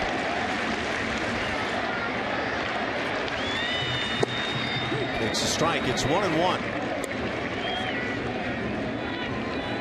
Yeah, you may look up and see the 5 home runs for Cespedes and maybe say, oh, he's having a power outage here at this big ballpark. But then you'd say what you just said with 16 doubles tells me he's still able to drive the ball pretty good. He's got a triple and 5 home runs, and yeah, still some extra base hits mixed in there. And now a 1-2 count.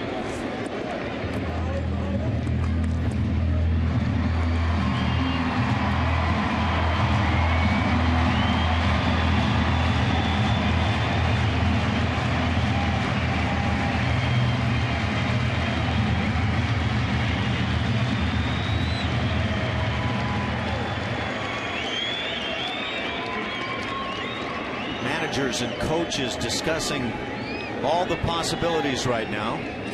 The 1-2 fouled off to the seats on the right side.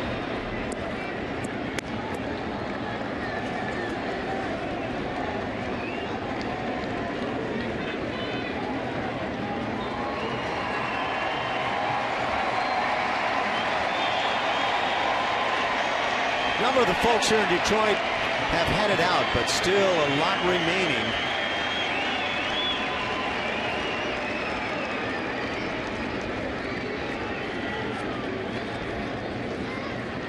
One and two.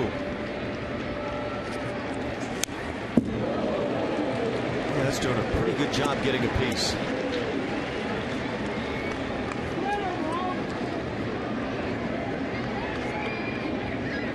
That's what it seems like most good hitters do. They foul off the nasty one, wait for the mistake. Gregerson has allowed 8 earned runs in now 19 innings on the season.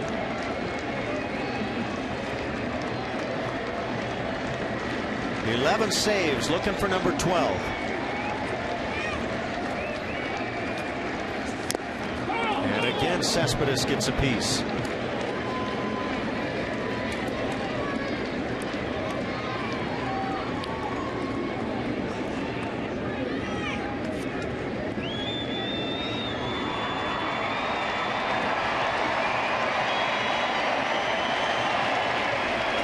Tight time.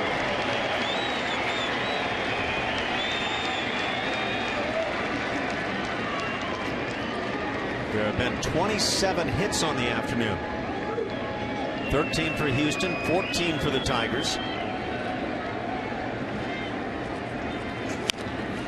Squibbed right off the end of the bat. It's a pretty good pitch to hit. Just kind of cement mixer up there, flattened out.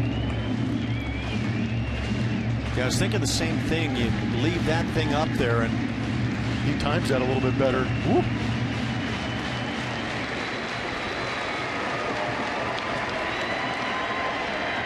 Count still at 1-2. Tough part of this Tigers lineup. That got him on strikes. 2 strikeouts in the inning for the 2 outs. But still, that tying man coming to the plate, it's Nick Castellanos. That's a huge out of Cespedes. Cespedes did a great job. That was a good at bat, great battle between these 2 guys, but just a great pitch from Gregerson with that nice heavy sinker.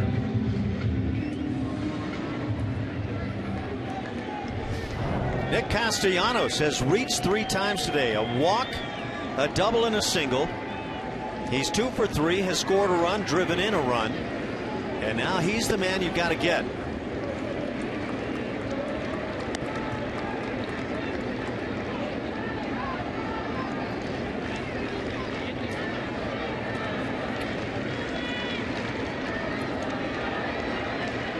Castellanos with 4 long balls on the year.